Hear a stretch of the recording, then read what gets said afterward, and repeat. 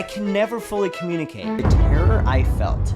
I knew I was supposed to lie about how many moms I had. When I was born, I already had 3 moms. Holy cannolis. You were devout. This is the true church. Yeah, it's all I knew. I'm born in all of this. Literally, if cars came down the street, we were taught to like hide behind a bush or get in the house, living secretly, because ultimately if they found out, then they could tell the authorities and my parents could go to jail. That's crazy. This was life. This was just normal. People have asked me, what's it like to grow up in this? For me, it almost feels like living at Hogwarts. Here's a fun story. Never dating. I had made the promise to myself when I was 15 that I would never even kiss a girl till I married her. And you kept that promise? You know, hormones raging, falling in love with your aunt because you're in a cult.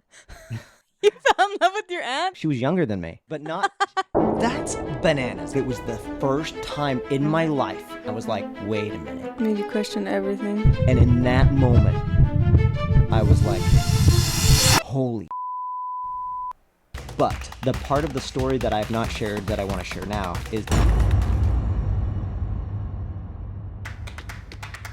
As a fundamentalist Mormon, having 5 parents and 44 brothers and sisters was the norm for Calvin Wayman. Today I'll be spending a day with Calvin, an ex-cult member. Calvin is on his shit. The thing I love about the show is just even in the name, culture, emphasis on the word cult. I have friends who grew up in like real cults. We had somebody on the show who has 44 siblings and 4 moms because he grew up in a polygamist compound. When I look at that, I'm like, okay, that's a cult. And it's not just gonna be heavy all the time. You had more siblings than there were presidents for a while. Holy shit. You're right. We're gonna have a bunch of guests on the show. I'm into creativity, comedy, entertainment. I want this podcast to be the creative expression for my story and for my perspectives on life. Oh my God! Oh my,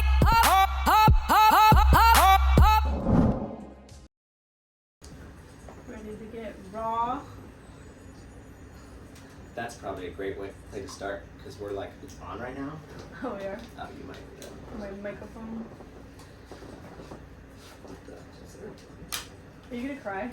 I'm just kidding. Am I going to I might cry. I don't know if I'm gonna cry. We'll see what happens on this episode. We're live. Hold on, actually, I want to raise this just a tad. I've cried on my YouTube. Does that embarrass you to cry? So I've had the moment where I'm editing my video and I'm like, I'm gonna edit out all the parts where I'm crying, and then I realize that's not real though. Like, why are we like sheltering the world from the reality of this? That's a good point. I think I'm just gonna. This is our cold start. Welcome, guys. We're gonna cry. This is Cultured. Man, this has been a long time coming. This is something that people have been asking for a long time. It's something that I've wanted to do for a very long time, but I feel like that there was a lot of things I needed to process and go through before I could start recording in these conversations. So I'm Calvin Wayman.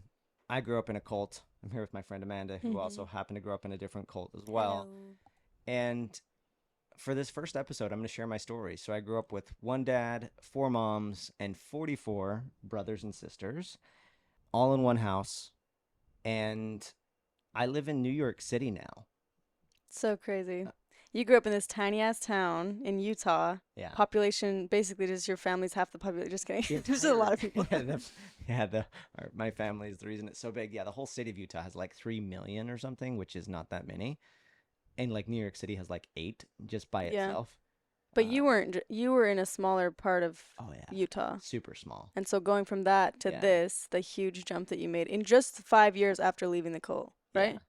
Man, where do I start? At the end of this episode, somewhere, because I don't know if this is going to be in 2 parts or 3 parts, but I think it's going to be more than 1 episode. And somewhere near the end, I want to give a proper shout out to Anthony Padilla, because he's of the YouTube channel Smosh. I love him.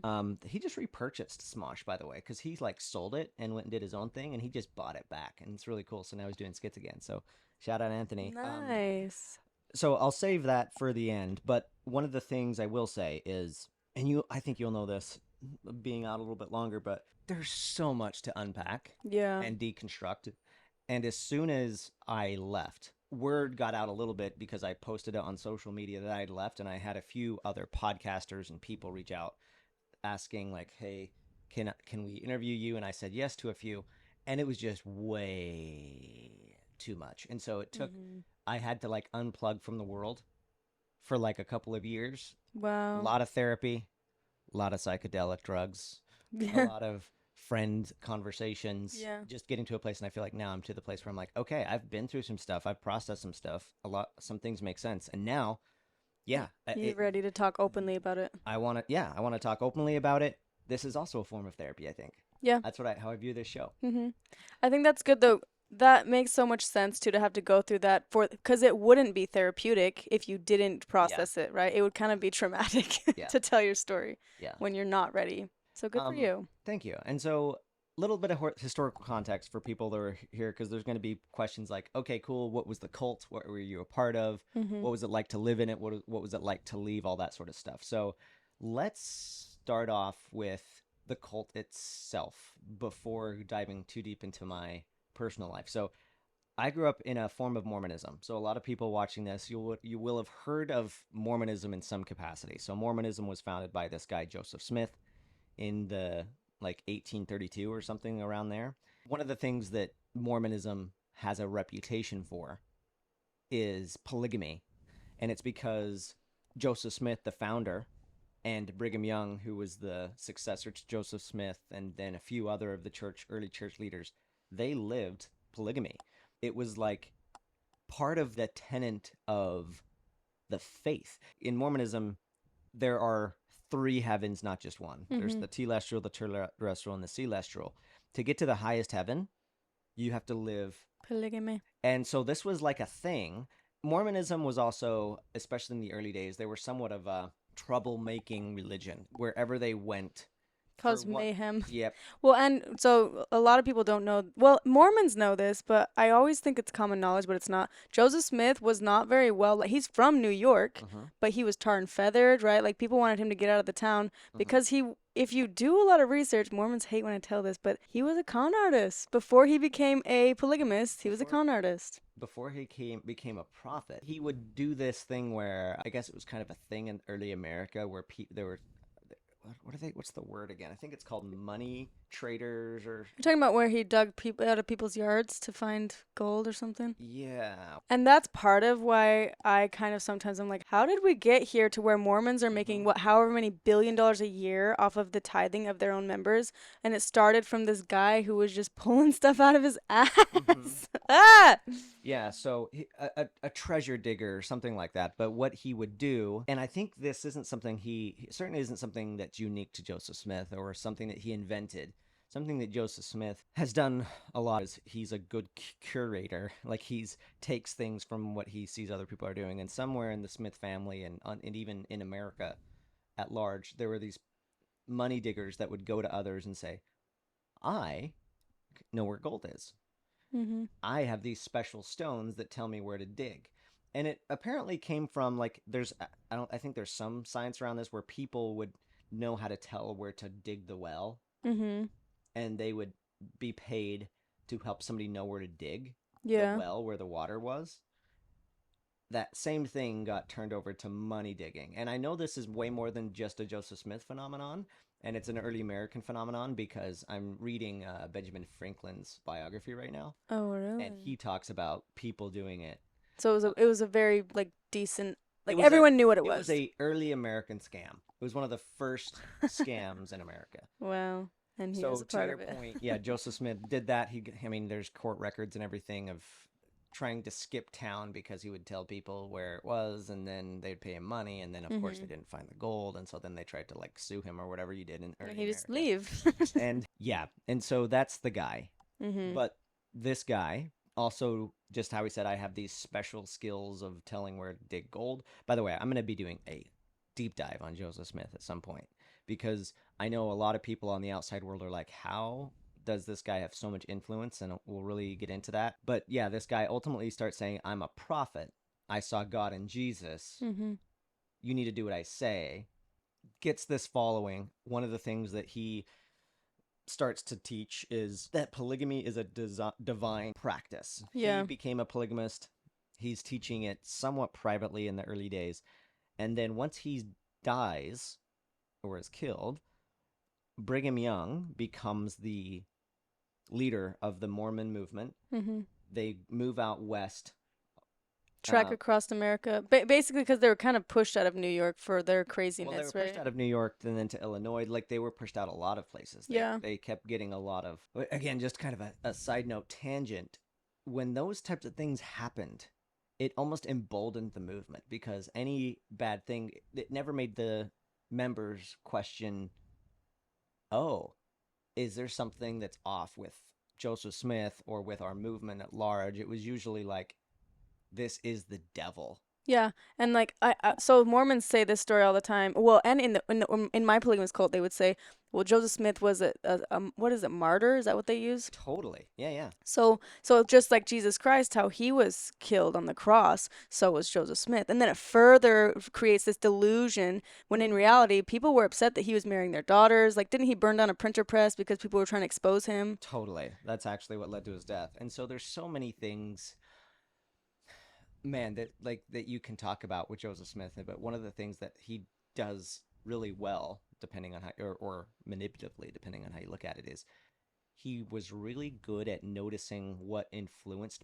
people, and then he would find a way to make it his own. So he noticed people would listen to prophets. So he became one. He noticed that people were skeptical of the Christian and Catholic faith as like the one divine church, or if they've gone off. And so he created his own church that was like the one true church.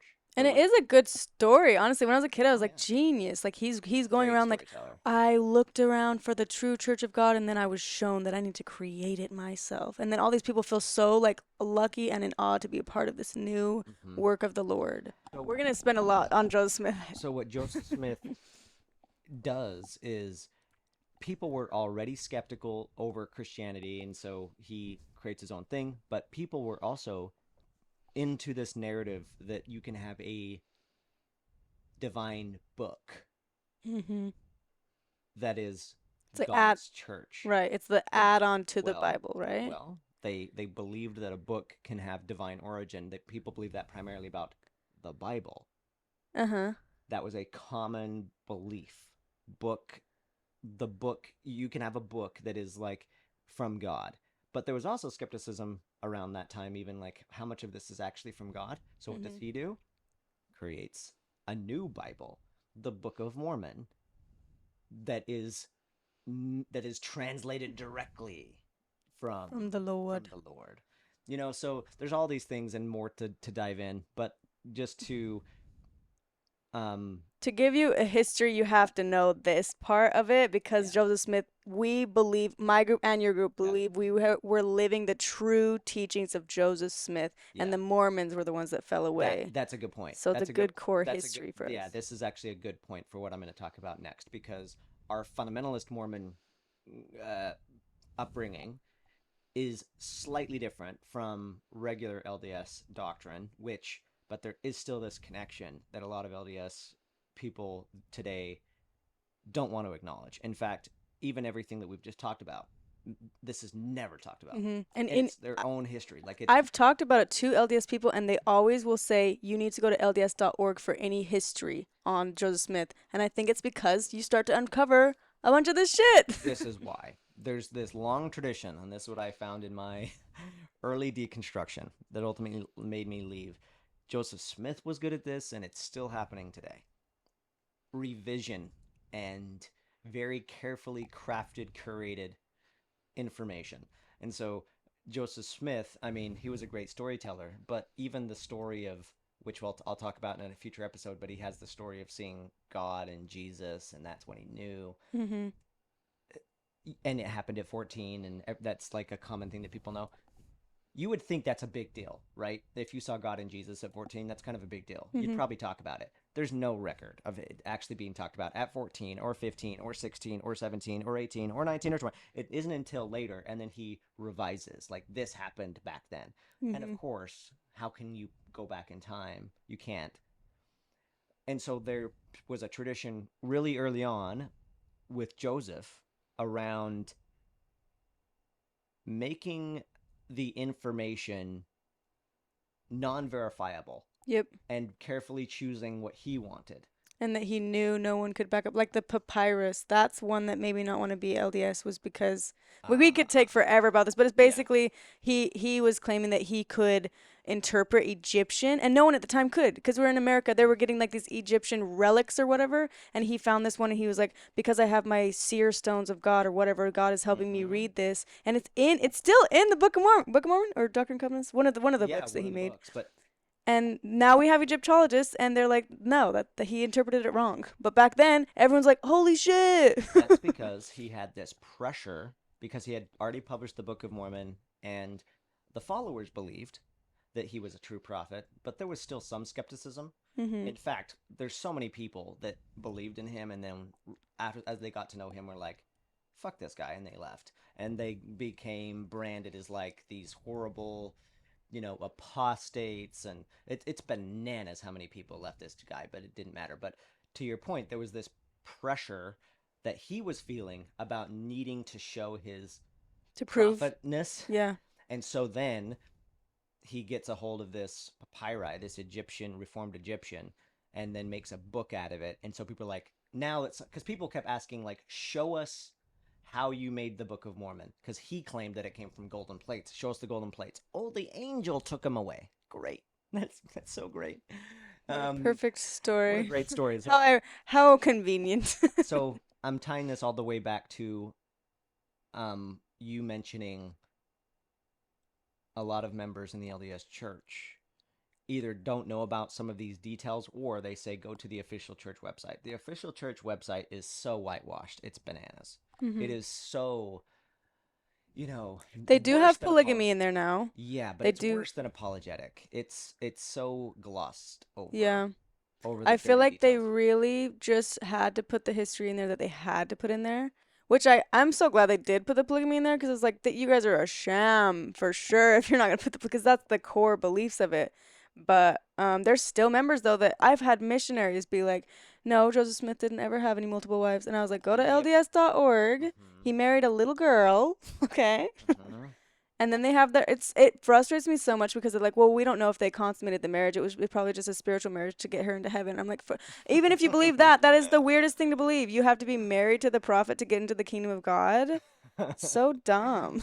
Like, what the hell? much. It feels so good to just laugh about it, because otherwise you cry about it. well, I've done all that. Because my parents believe this shit. Your parent, and we're still affected by it. I believe this shit. And if you want to get really confusing, both of us, this is a mind fuck.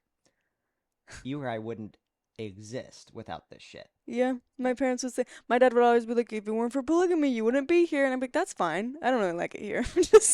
And he'd be like, damn you. It's the biggest conundrum of my life. It's almost like I relate to, like, I feel like a child that their mother was born by being, like, I probably won't put this part in. A child that was born from a rape. Oh, yeah. Obviously, rape is horrible, but that child wouldn't exist without it. Yeah. And I feel like the more I've dug into my history, our history, Mormon history, that I'm like, this is bullshit. Yeah. I hate this. But the strangest thing is I wouldn't exist without it. Right. I've had this argument with my mom because they try to prove that polygamy is anything they can to prove that polygamy is a good thing. So they'll say, like, well, without polygamy, you wouldn't be here, so you should be so grateful. I would say you could say that about someone who was on drugs, and they wouldn't have had sex if they weren't taking drugs, because they're so anti-drugs, right? But it's like, that's the same concept. Yeah, thank God for therapy. One thing that just to follow up on this, that one of my therapists helped me come to is like, yeah, but that's with everything. So you just need to if you just go a few generations back, literally every single person has been born from a rapist, a murderer, a conqueror of some kind, somewhere in our family tree. Like, literally, like quite literally. Maybe it's not your direct parents, but it's a great uncle or something that you wouldn't exist without it. So it's not really about where you come from. The other view of it is, it doesn't matter like what got you here. What really matters is, this is your life now. What are you doing moving forward? Yeah. So Joseph Smith dies. Brigham Young is now the leader. He moves west with the movement to Utah. Utah is not a state at the time. They brought, by the way, I have to mention this because not a lot of people talk about this. Slavery was abolished and they still owned slaves. Did you know that? And they brought them to Utah with them. Yeah, that's something that was a conflicting thing in early Mormonism, because Joseph Smith was actually progressive in that way, where he gave like church position to some black people. But Brigham Young wasn't. And Brigham Young like kind of reversed that and brought so much racism across the nation, and was like, no, this is a divine thing. And then there's all this nonsense that still exists today about, they're the seed of Cain. They were the ones that sat on the fence in heaven. All nonsense that I'll get deeper into. Racist stuff. I don't know if you want to talk about that right now, but yeah, basically all polygamy comes from racism. That's why they're all white. That's why they're all white. Polygamy Do you see? Comes from racism? Well, polygamy, fundamentalist polygamy. Oh, totally. Sorry, yeah. Yeah. So Brigham Young teaches polygamy. He has how many wives? Let's see how many wives Brigham Young has. I'm going to just do a quick Google search. Google it. Yeah, some of the older homes in the avenues still have the chambers where they kept their slaves. Is that a word that I'm allowed to say? That's what they were called in the day. Slaves? Yeah. Yeah, I think so. Slaves or servants. Let's see. How many wives did Joseph? I think Joseph Smith had 33, 35, and then Brigham. Did Brigham have more than Joseph? 56. Holy cannolis! 56? That's bananas. That's more than my leader. My leader has 27.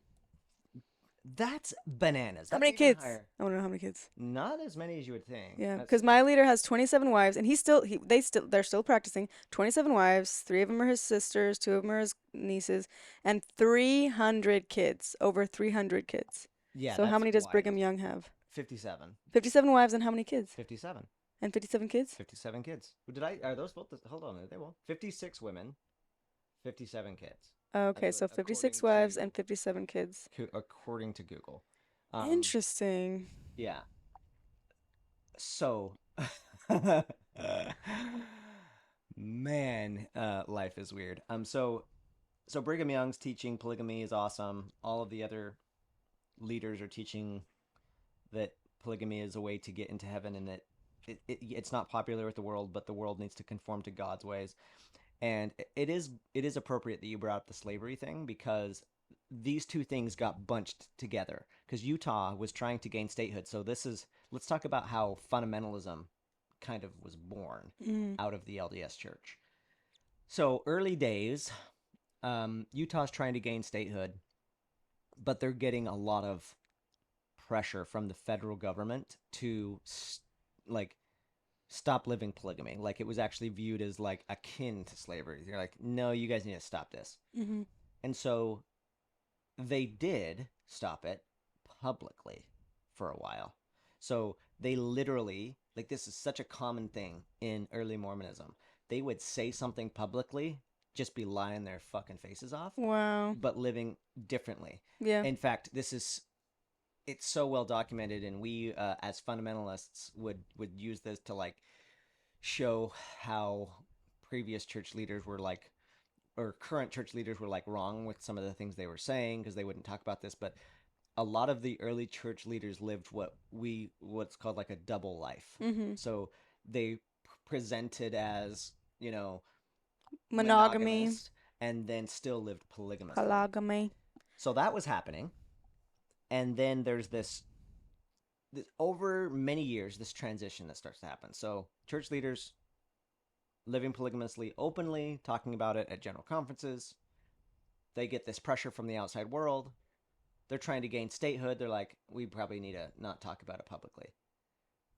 But then it gets worse, where I need to do a little bit digging on this when I do the Joseph Smith episode, exactly what the lawsuits were. But there's some lawsuits that end up happening where the federal government not only is like, we're not going to gain you statehood, but they started confiscating church properties. Whoa. And I actually so- didn't know that. Yeah, so there was like this real pressure of like losing their assets, and that is when they Stop living it? Or yeah, there was like this huge thing, this huge moment in LDS history in the late 1800s, around 1885, 86, where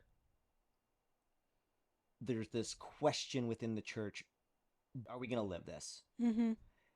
And there's like a church leader that apparently gets this revelation from God.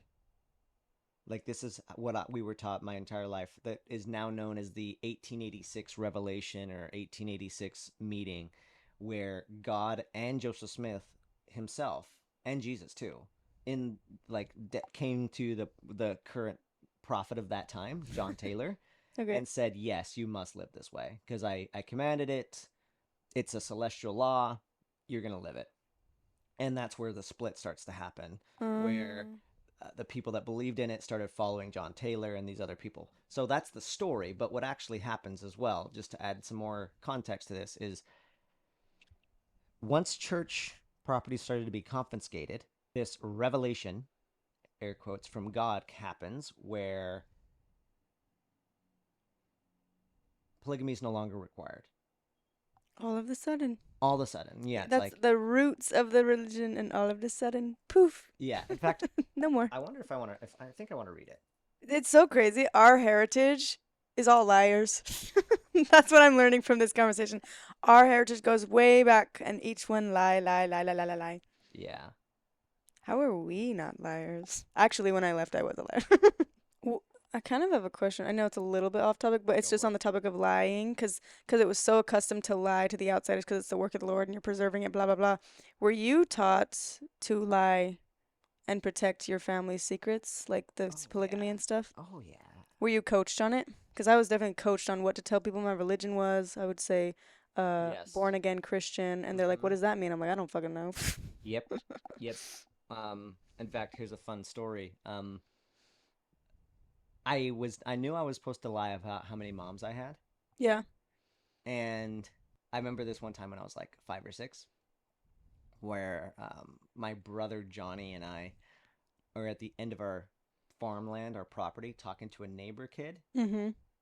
And my dad was always so skittish over it being leaked that we were like a polygamous family living in this dead-end street, because literally great grandparents on both of my side of the on both sides of my parents spent time in prison For living polygamy? For how they viewed like living their actual true beliefs. And so we were to be really quiet, and my dad called us to the house because he saw us talking to the neighbor kid. This is also a funny side note. The way my dad called his kids to the house every time was like whistling. Like your dog? Yeah, like Like, your dog. "Oh, oh, oh." If you hear me whistle, you get it. And so we heard him whistle, we ran. He was like, what were you talking to the neighbor kids about? And I remember as a kid, I told on my brother Johnny to my dad. I was like, he told the neighbor that we had 3 moms, which you had 3. I grew up with 4, but we didn't have the 4th mom yet. He says, he told the neighbor that we had 3 moms. And I knew that this was wrong. And I was like, but it's okay, because I then said, no, Johnny, you're making a mistake. We only have 2. You thought that was helping? And I thought that was helping. Yeah.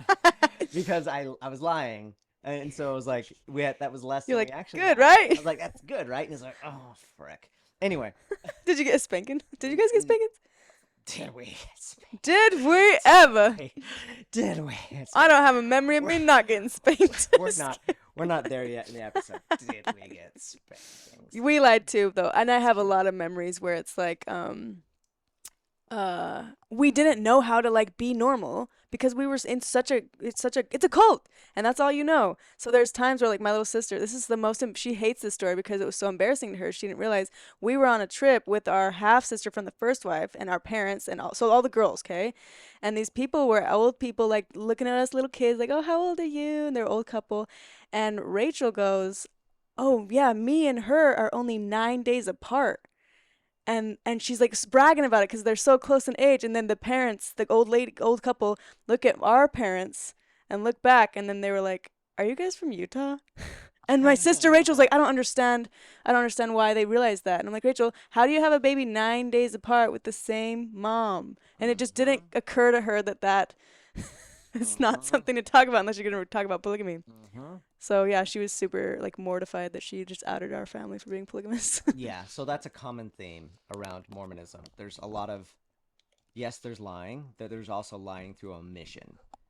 Like just not being open about things that were actually taught, or finding some convenient narrative around why it happened. Like there's all these narratives now of like, oh, the reason there had to be so many they did polygamy is because there was a shortage of men, or they were moving across, all these things that were invented way later. So going back to, there's this manifesto that is saying, okay, we got this revelation from God, we don't have to live polygamy anymore. There are members, so the leadership literally did eventually stop living polygamy because they wanted to, you know, be in good standing with the federal government. They wanted to not have their property confiscated. But then the members that were living polygamously, that remember Joseph Smith preaching it, that remember Brigham Young preaching it, that they truly felt that this is how they're going to get to the celestial kingdom, they keep living it because they're like, yeah, I get that's what my leaders are saying publicly, but yeah, like the world, this was kind of a narrative at the time, if you read the journals and diaries, but the journal entries show that they felt that it was like the world just isn't ready for the true truth. It's like casting pearls before swine. And so we're going to live it secretly, privately. And they did for a while. And then, gossiping humans, the word still gets out that members in the church are still living polygamously. And so there is like added on pressure from the government. When do people start getting arrested? It depends, like all through Mormon history. For living polygamy? It's just, yeah. Okay. And then Utah lawmakers, Utah law enforcement that are heavily LDS people end up arresting like my grandparents for it. Like, but that's getting a little bit ahead in the story. So let's come back to polygamy. Obviously is taught as like, this is a thing, this is what we're supposed to do. They get the revelation to stop doing it. The leadership is getting pressured still because their own members are doing it. So then they say they make this bold example by excommunicating members now that are living polygamously. You're not allowed to come back. Take your garments off. Get out of here. Yeah, so they actually start excommunicating members that are living polygamy. Now think about this for a sec. These members are living polygamy because their leaders told them this is the way to get to the highest heaven. Their own leadership then kicks them out. For doing what they're told, basically. Yeah.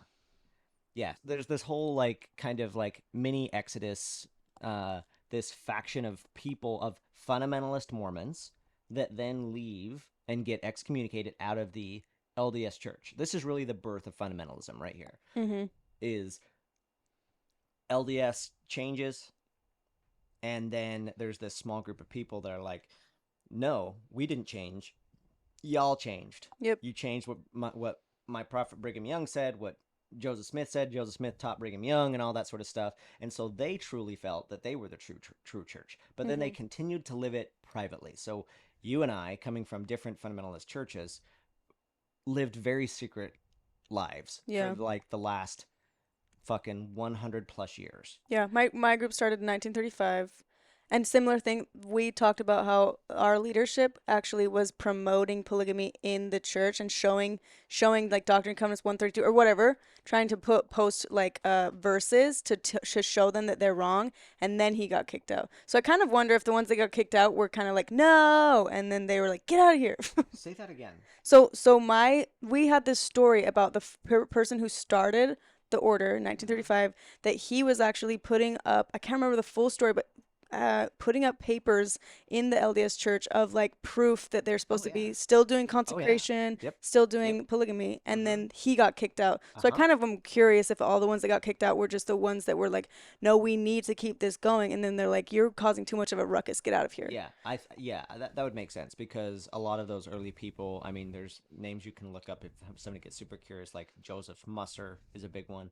Yeah, because you think about it too, they had to be pretty ballsy to be able to then come together and make their own religion, right? They must have been so passionate about it, because all of them that got kicked out just made their own religion. Oh, yeah. They truly felt that they were living out God's commandments because their own leadership changed.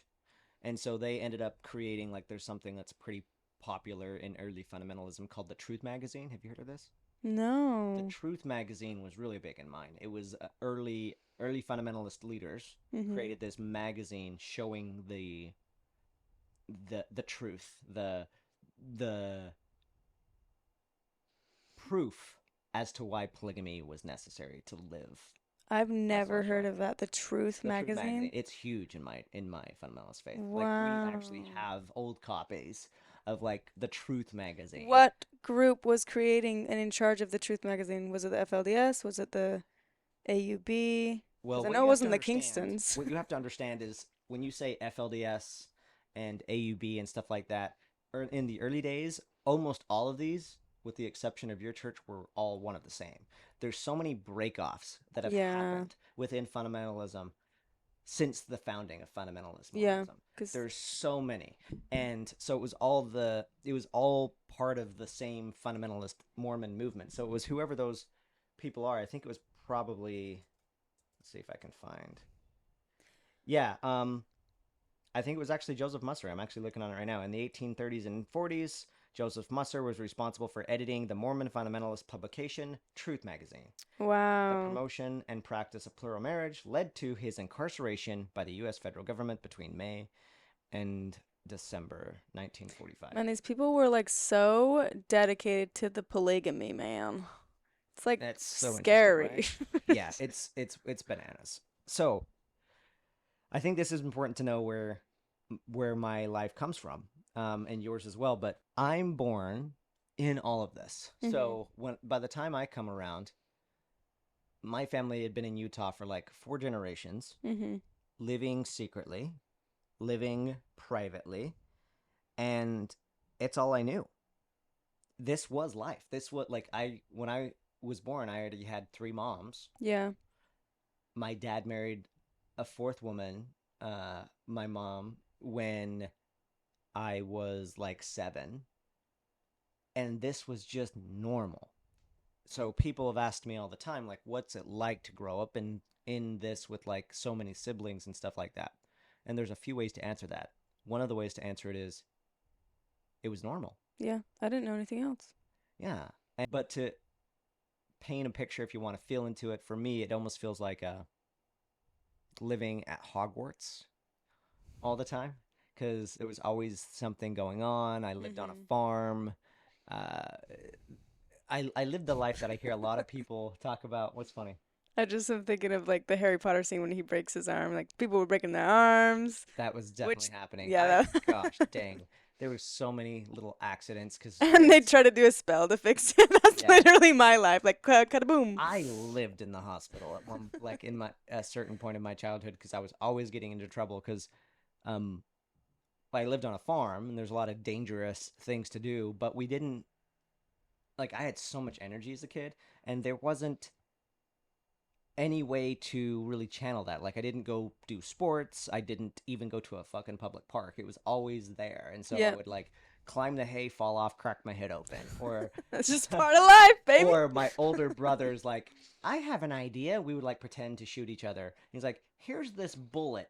Pound it with a hammer just to make it look. So I literally did this. My older brother had me pound. It wasn't an actual like, it was a bullet used for construction. It was like, but it was really gunpowder though. But I pound this fucking bullet with a hammer to make a gun sound just so he could pretend to be shooting someone else. And then when I pounded the bullet, Holy shit.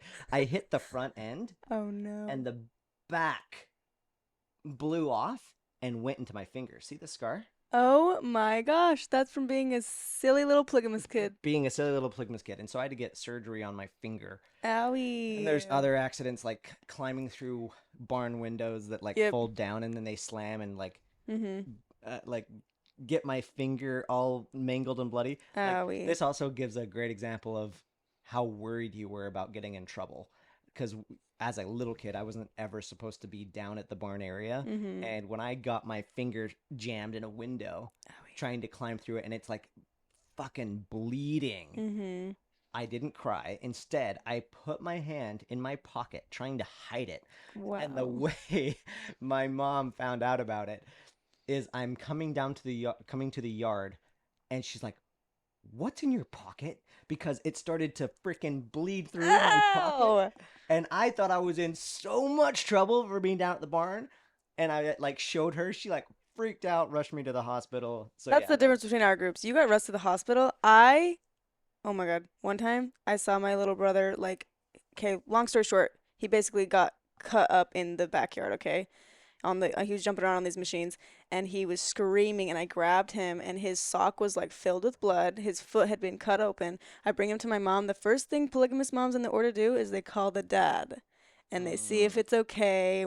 Then the dad assesses. My dad came over and stitched him up. No anesthetic. Like your dad stitched him? him? He's not a doctor. He just comes over and he stitches my little brother up. He's like 7 at the time. Eskel's like holding the flashlight, like passing out because there's blood everywhere. And just stitched him up. He's screaming. My mom's holding him down. Literally, like that's why I was like laughing at the Harry Potter thing. It was like living in Harry Potter. Everyone's like dying. Okay. That's really dark. Sorry. It is dark. You're like, let's stop.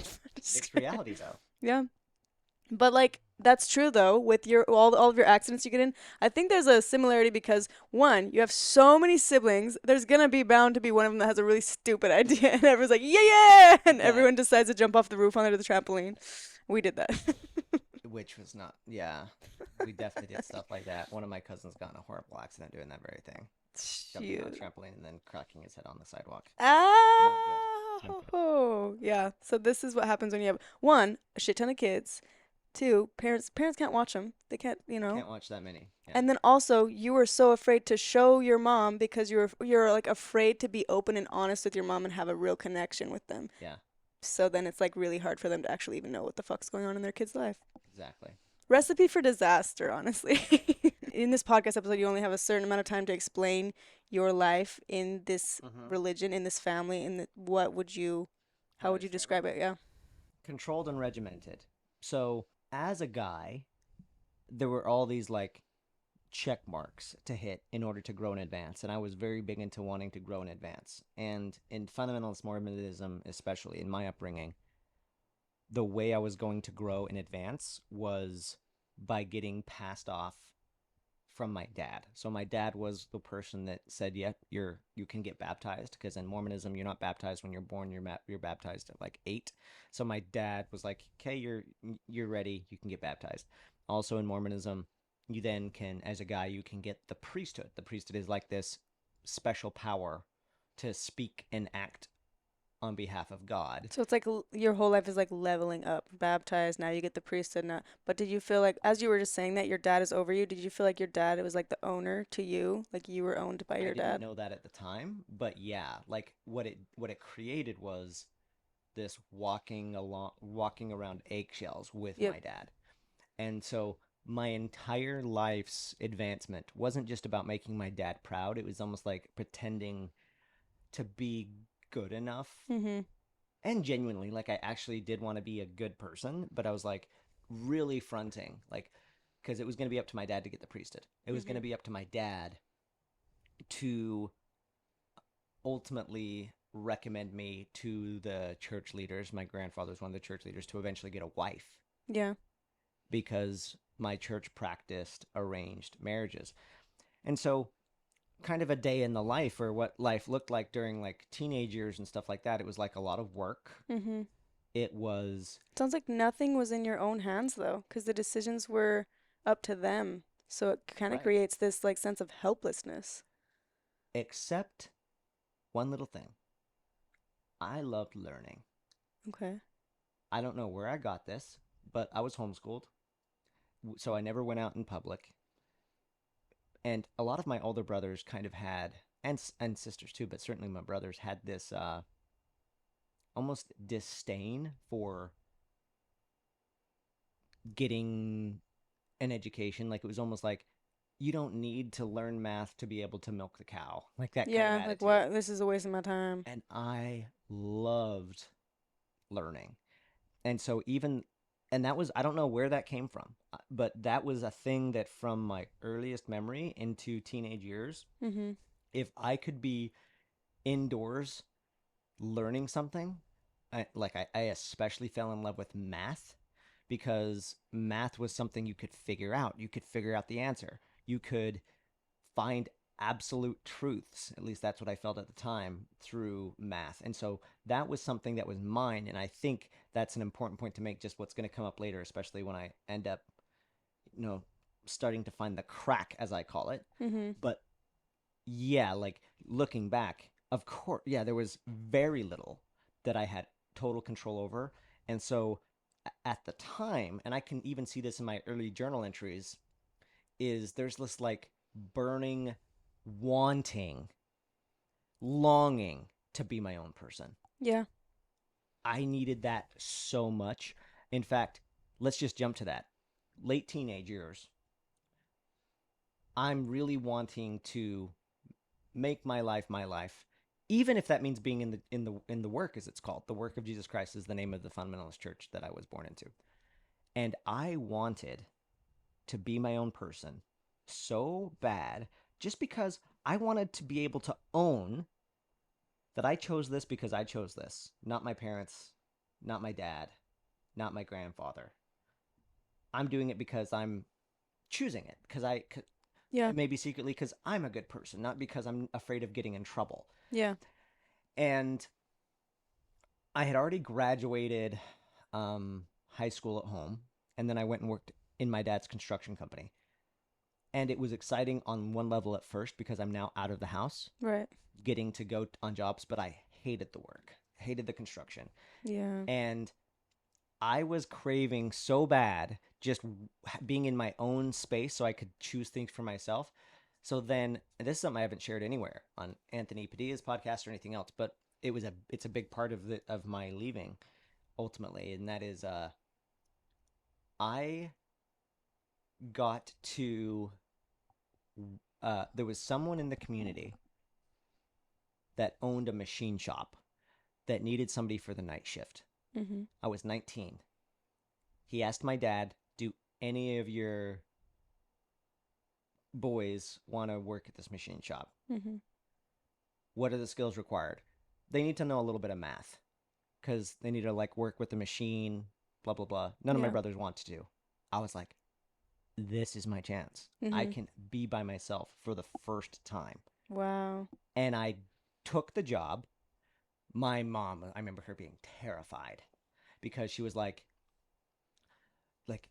and my dad was too. Like, they would call me in like the middle of the night, making sure that I was there. Like I was watched like a hawk. Like, I need to have some episodes with my siblings at some point, because we were so supervised, actually. Which is so crazy, because much. there's 44 of you. How did they supervise you so They much? tried. They frickin' tried. And so we were always supervised. There was always like, where's Calvin? Where's so-and-so? Where's so-and-so? And like somebody had to know. So we had to like cover each other. Like there were times where like if my brothers and I wanted to get a hamburger from McDonald's or Wendy's, I was always the one recruited to, okay, you're going to run or skate or bike or run through neighbor properties to run to Wendy's, get us all a junior bacon cheeseburger, get back, we'll cover for you. And so, and you would have to hide the evidence and stuff, so it was like a big bad thing. Holy yeah, crap. Yeah. That's crazy. And so I was supervised all through my teenage years. And so now here's this night shift job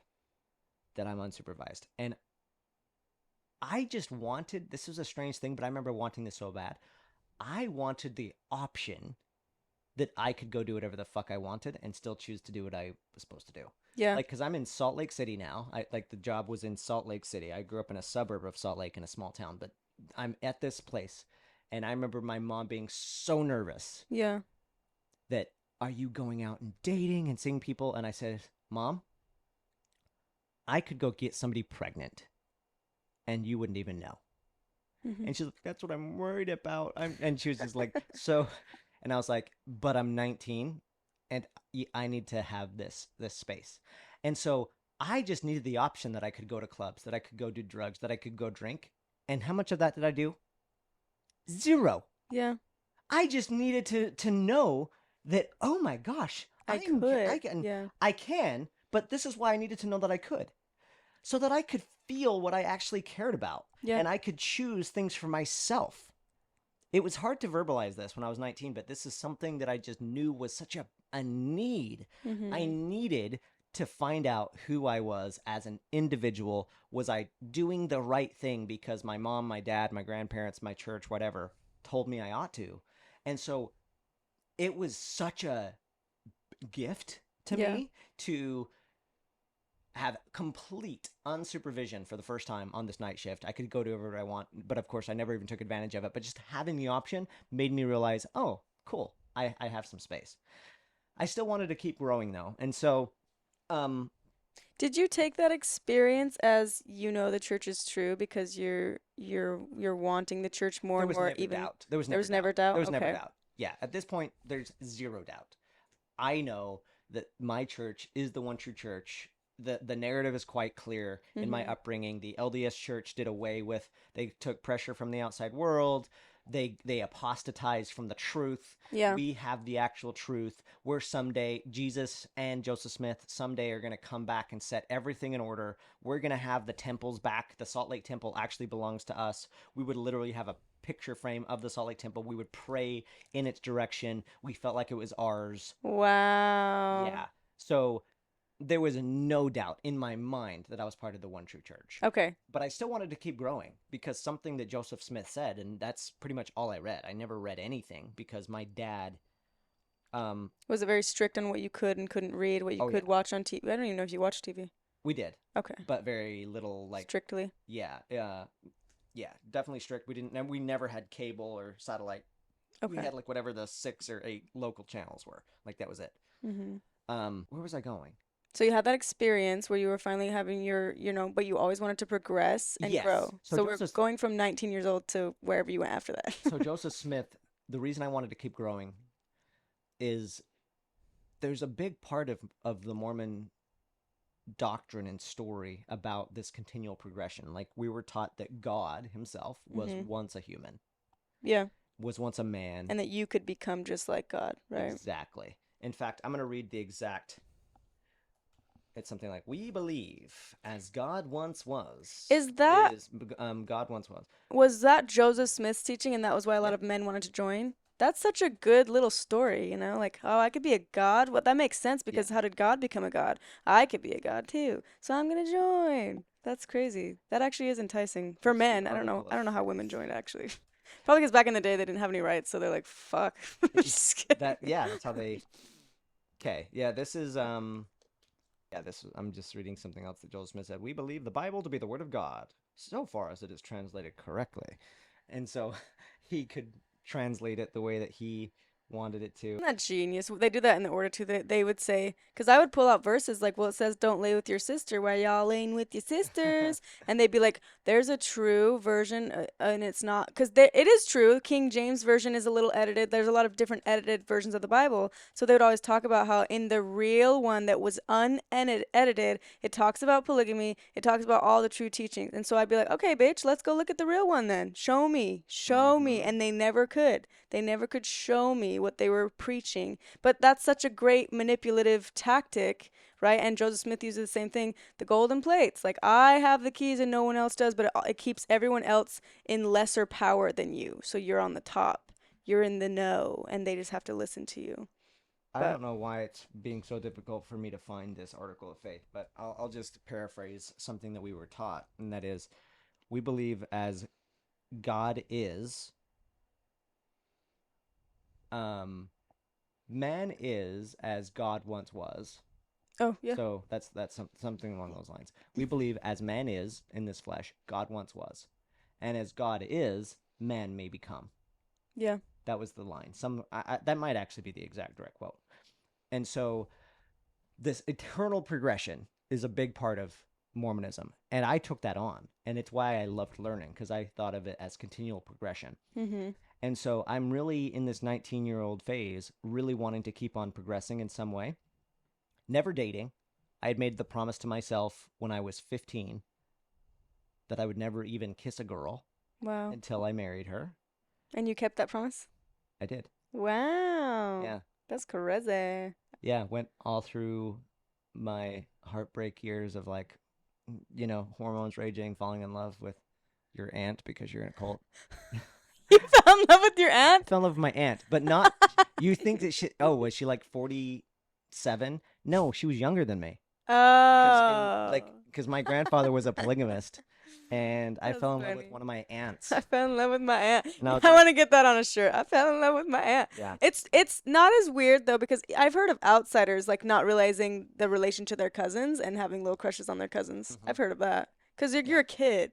You don't. It's dude, yeah. And you didn't even know you were related to them sometimes because they live across the country and they're Yeah. like, who's this? Yeah, kissing cousins. is a Fell thing. in love with my aunt. Yeah, but then Was she in broke love my- with you? But then she broke my heart, and so that's a whole other story. Maybe I'll quit. I'll do a quick That's fun so tangent. Let's do a quick fun funny. tangent on this one actually, and then I'll get back to the truth, like why I wanted to keep on advancing, because Joseph Smith said something like, not only can you become a god, but man. He basically said man is saved no faster than he gains knowledge. Another way to interpret that, how I heard it, was man progresses no faster than he gains knowledge. So the only way So you to keep have on... to gain knowledge to Yes, progress. Yes. So I'll put a pin in that just to tell this quick story. Because we believed in arranged marriages, and the reason we believed in arranged marriages is we were taught that it was already preordained before this life who you would marry. You already had a contract in heaven. Yep. So here I am, this like 18, 19-year-old kid, and I'm starting to get these feelings for this woman, this young Auntie. Auntie And so June. what do you think I'm thinking about this? If I'm getting feelings for her? Guilt. No. Oh, that Why would I feel guilty? That we signed a contract. This is the one I signed a contract with in heaven. Exactly. Oh, this is my premonition from God. Yeah. She's not my auntie now, but my wifey tomorrow. I can't get over that. No, it was like, this is perfect. I'm having the feeling now, and I'm probably going to get married in like 3 or 4 years. Wow. And so I thought, because I had these feelings, she was the one. And at the time, we were doing like this community project. Okay. Where we did like this program celebrating Joseph Smith and other things, which is a common thing in fundamentalism. And that's where I started to really develop my crush on her, was through doing this community project. And I'm like, she totally knows. She feels the same way, because we started talking more. Mm-hmm. And it's getting near the end where we're about to do the performance. Like the practicing is like we call it practices, like where we get together and like everybody that was in the community performance would like sing, like it was a sing choir type of thing. Mm-hmm. And we would get together multiple times a week. We now got to the point where we were having to practice like every single day, because the performance is like in a week. And we hung out and was talking more. And then one night she says, hey, I want you to come a little early tomorrow, because I want to talk to you. And I'm like, you're like, who, me? I'm there. Like, oh my gosh. Yes. And I was so excited. I remember going to work that day being like, it's happening. Yeah, she feels the same way. Like, this is so good. Like, I had butterflies all day. I was so freaking stoked. I was like, yeah, it's probably going to be several years before we're married or whatever, but this is cool, like, to have the conversation now. So I get there early. Dude, I couldn't sleep the night before.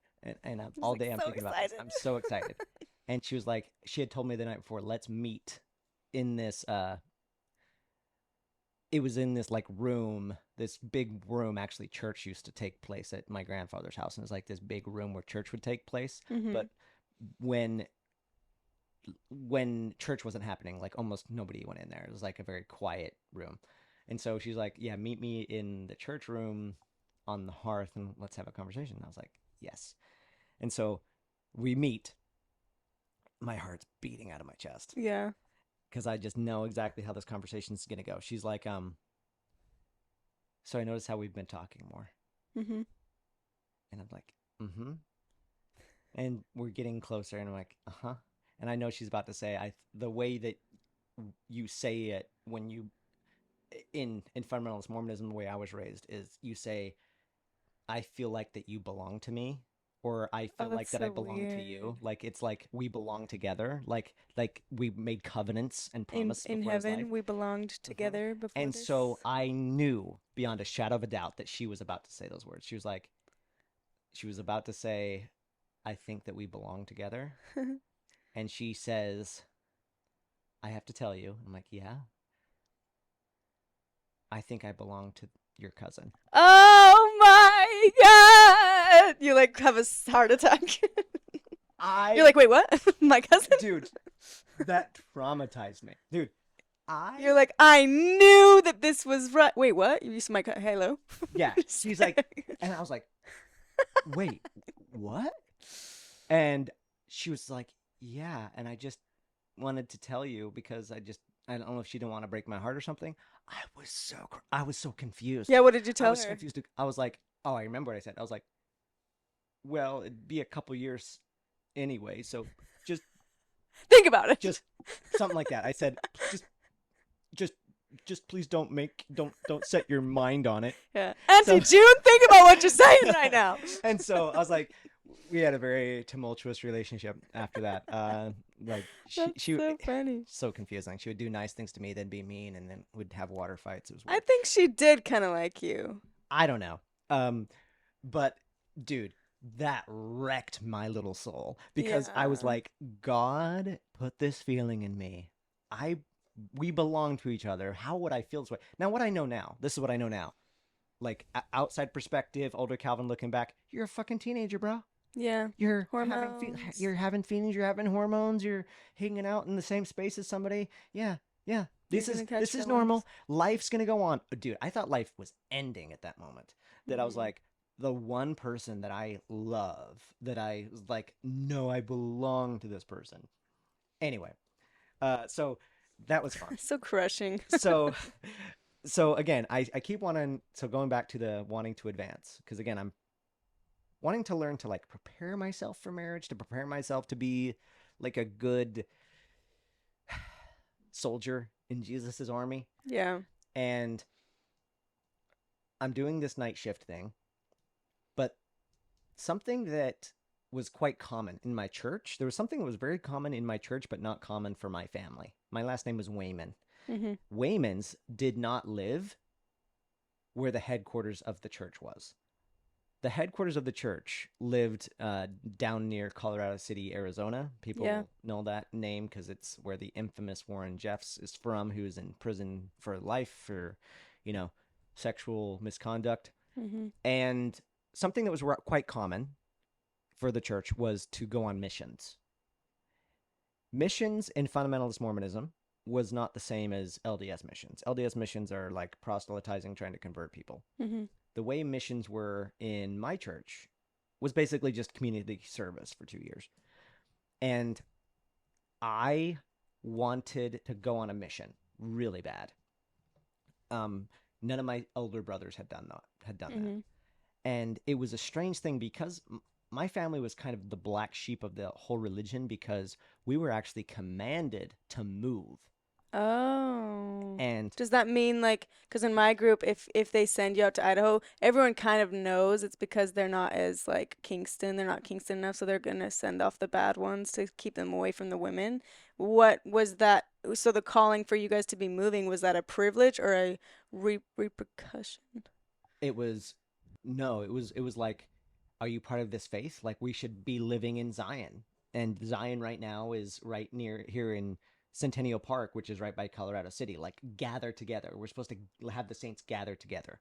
But then my grandfather, who was one of the church leaders, said, actually, like he was one of the church leaders, but he was not on the same page with this one area with the other council members, and said, well, so and so previous prophet said that as long as I lived, there would always be priesthood here in the Salt Lake Valley. Obviously, the LDS Church doesn't have it, so we have to stay. Okay. And so it's like almost a movement a little bit. Yeah, it was like a mini movement within Fundamentalist Mormonism where they felt like that they were supposed to stay, even though they were being tested, because that's a big fucking thing. You're always being tested. Everything's a test. And they were being tested by having the one of the prophets say, everybody move south to the Colorado City Centennial Park area, and Waymans did not.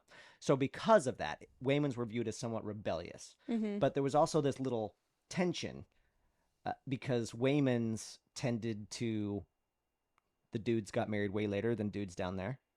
We call it down south, by the way. So I'm going to just introduce that term because I might say it several times on this podcast.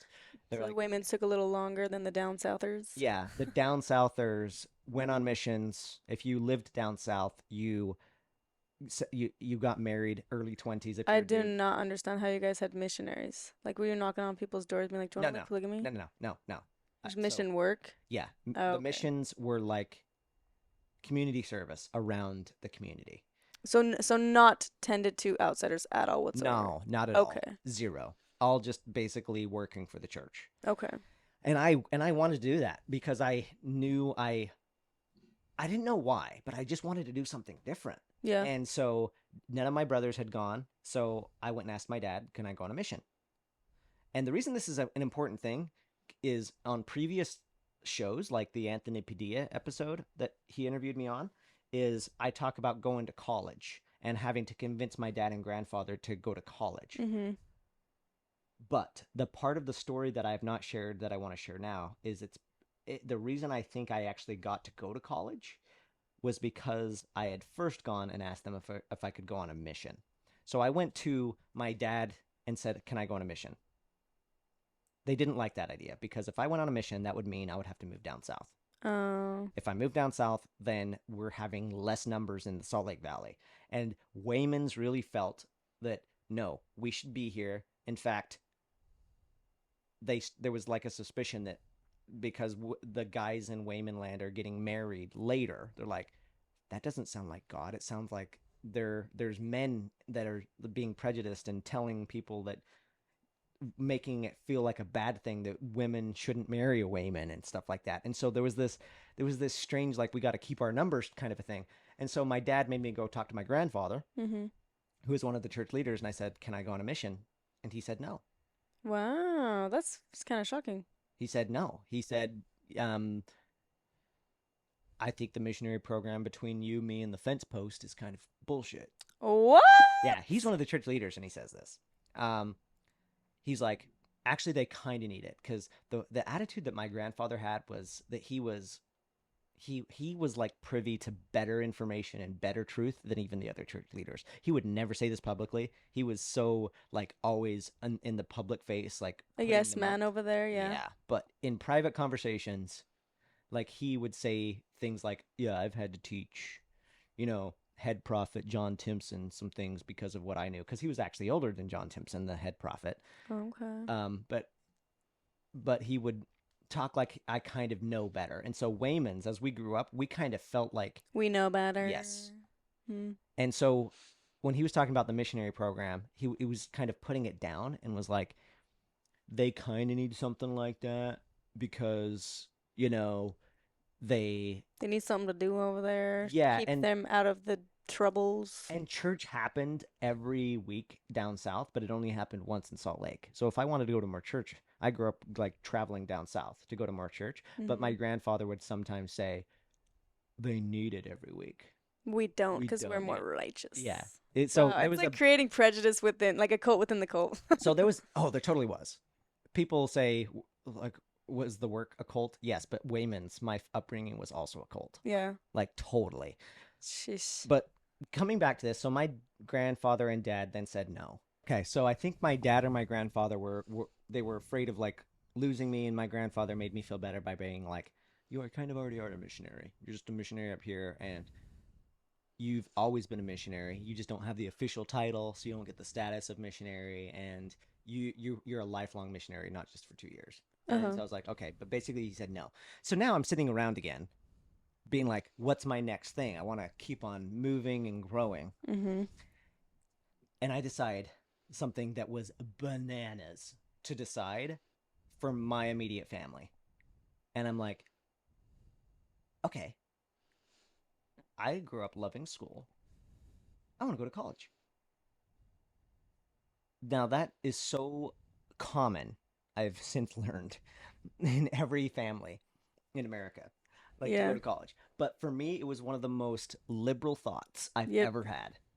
You're like, this is crazy. Don't judge me when I say this, but I want to go to college. Yes. I want to go to school. Because why is that a big deal? I think this one, I don't know how much time passed between me asking about going on a mission, but it was months, not long. It wasn't like a year or whatever. It was like just a couple of months. It was where would have been fresh on my grandfather and my dad's mind. But why did nobody go to college? I think that's probably worth mentioning. Nobody went to college because there were war stories of people that did go to college. In fact, there was this story. I remember this guy, Therrell. We called him Therrell. Therrell would come to my dad's house when I was young, and he was this cool dude. And he went and asked my grandfather, can I go to college? And he says, yes, but do something that's productive, that's helpful, and come bring it back to the community. And Therrell rebelled against my grandfather and went into music. Oof.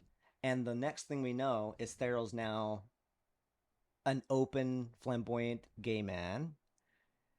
And the schooling got him. Schooling got him. Gotcha.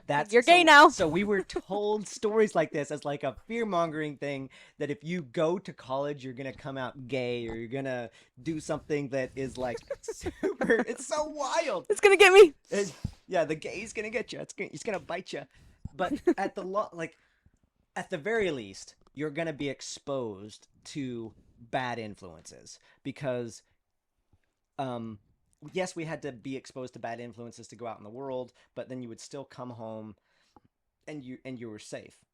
Mm-hmm. And so I wanted to go to college. Again, super wild idea, but I wanted to keep growing. And then I was like, is this bad of me? And I remember Joseph Smith saying what he said, like, man is saved no faster than he gains knowledge.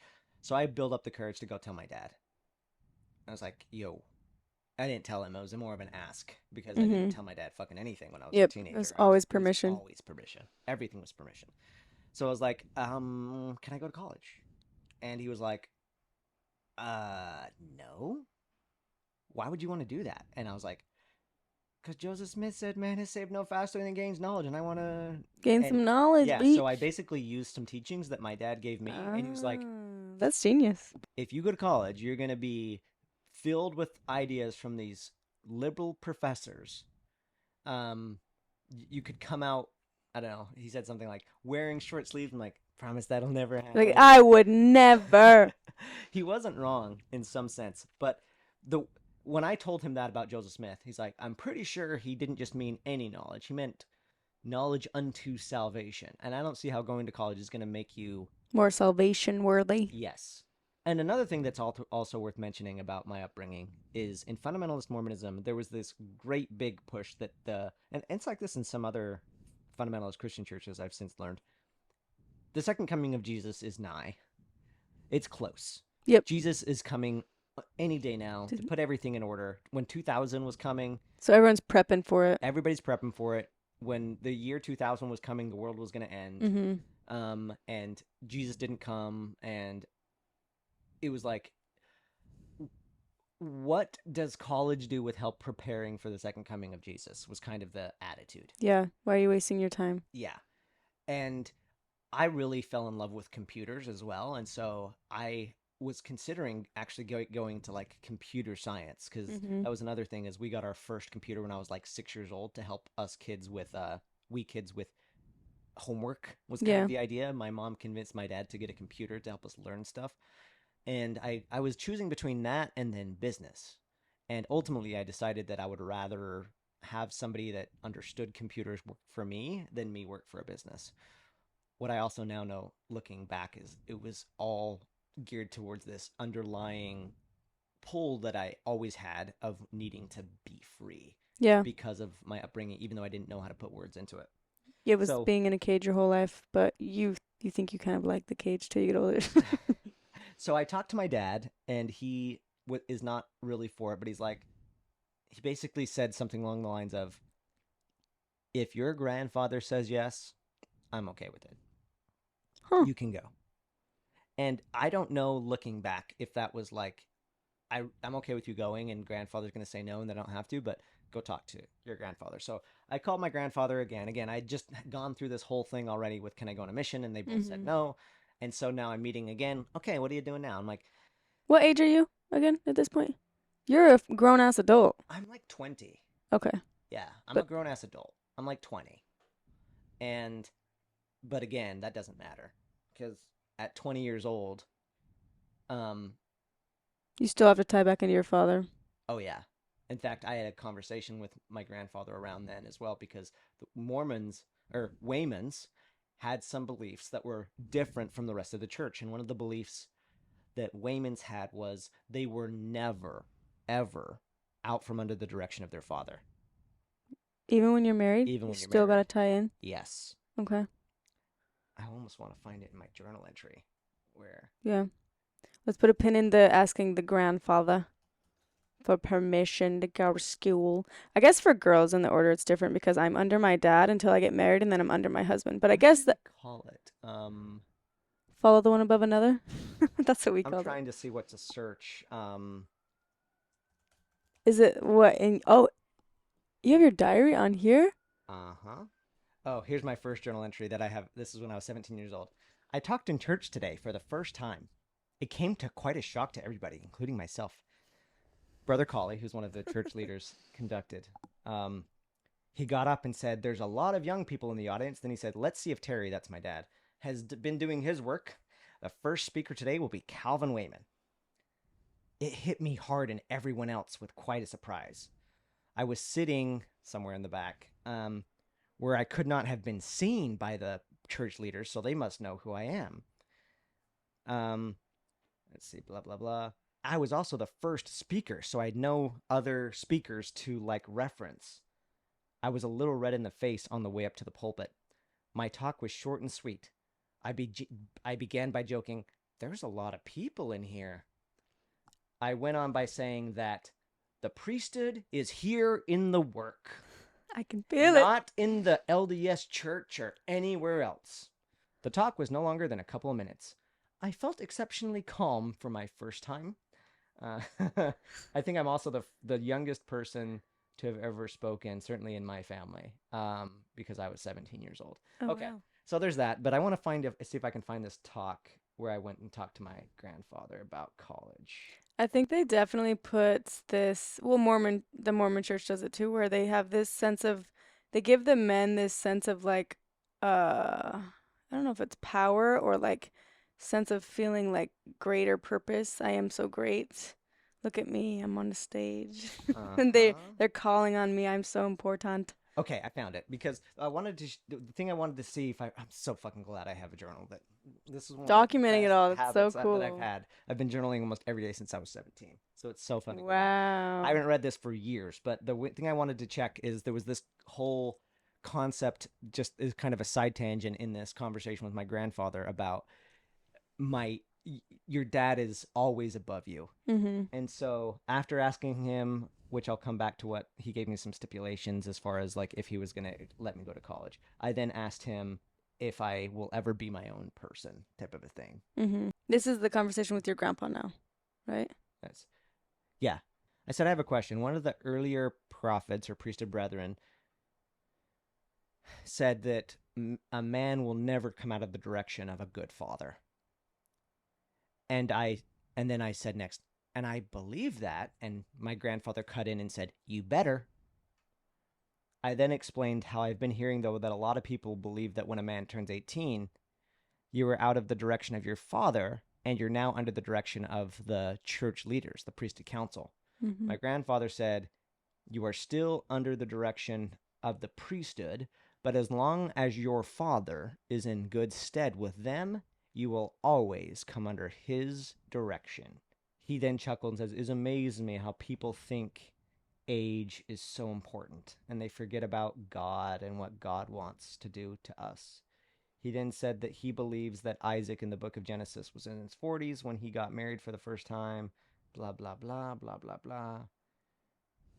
Anyway. Bunch of churchy mumbo jumbo. Okay, I didn't write as many things as I thought, but he was basically, he made a big deal that I'm always going to be under my father's direction. So let's just talk about what that was like when I went to talk to him. So I go talk to my grandfather, and I tell him I want to go to college. And again, he wasn't really excited about the idea, but he's like, what do you want to go for? I said, business. And then he looks up and he looks around and he's like, you know what? I've been saying, and I actually referenced it, it's actually here. I've been saying that we need to have some of us Waymans get out of construction for a long time. We need to know more than just construction. It's probably a good idea if one of us knows about business. And he's like, yeah, you can go. But he then gave me some stipulations. The stipulations were go to classes, then go home. Don't do any extracurricular activities. Literally, he said those words. He said, don't do any extracurricular. He didn't even know how to say it. That's exactly what he said. Don't do any extracurricular activities. He was like, never party. Go to classes and go home. Go to classes, go home. And don't join a fraternity. Don't do any of this bullshit nonsense. My grandfather, even though he's a church leader, was definitely a little bit of a cursor for some reason. He said bullshit? He said bullshit, shit, damn in hell. He said I'm a shit, damn in hell type person. Wow. There's a fun story about the going to college thing. So actually, this is a great moment to talk about another insight in fundamentalist Mormonism. There's this whole concept of being in the line of your duty. So now that he said I could go to college, I'm protected because I'm in the line of my duty. But I must also follow those instructions or I'm in danger.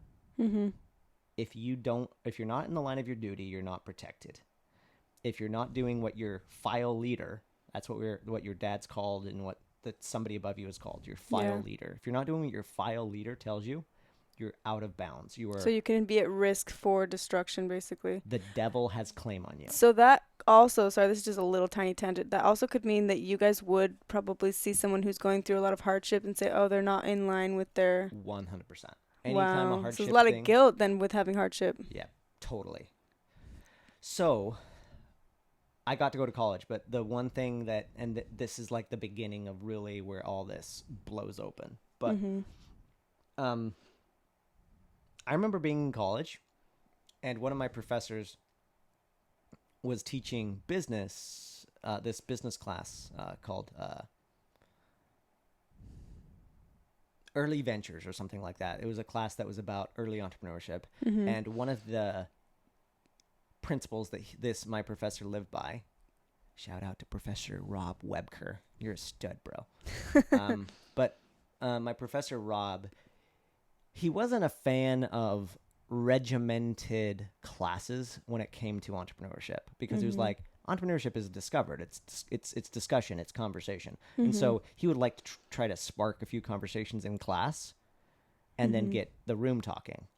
But he would also do this one cool thing where he would end class early sometimes, and we would all drive down to Stone Ground Pizza in Salt Lake City. What? And discuss some of the concepts over pizza. But that's here's so the thing. Cool. Here's the thing.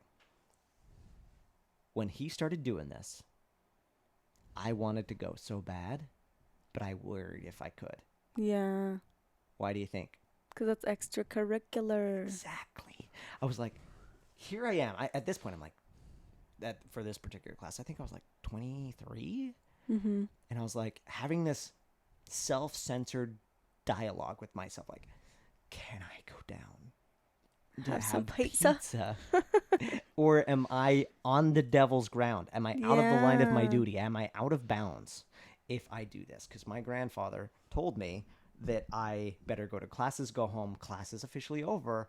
Do I go home, or can I convince God when I am in the previous life, that I didn't disobey my file leader, that this was just how Rob Webker decided to do classes. Mm-hmm. And so I went, and it was a big deal.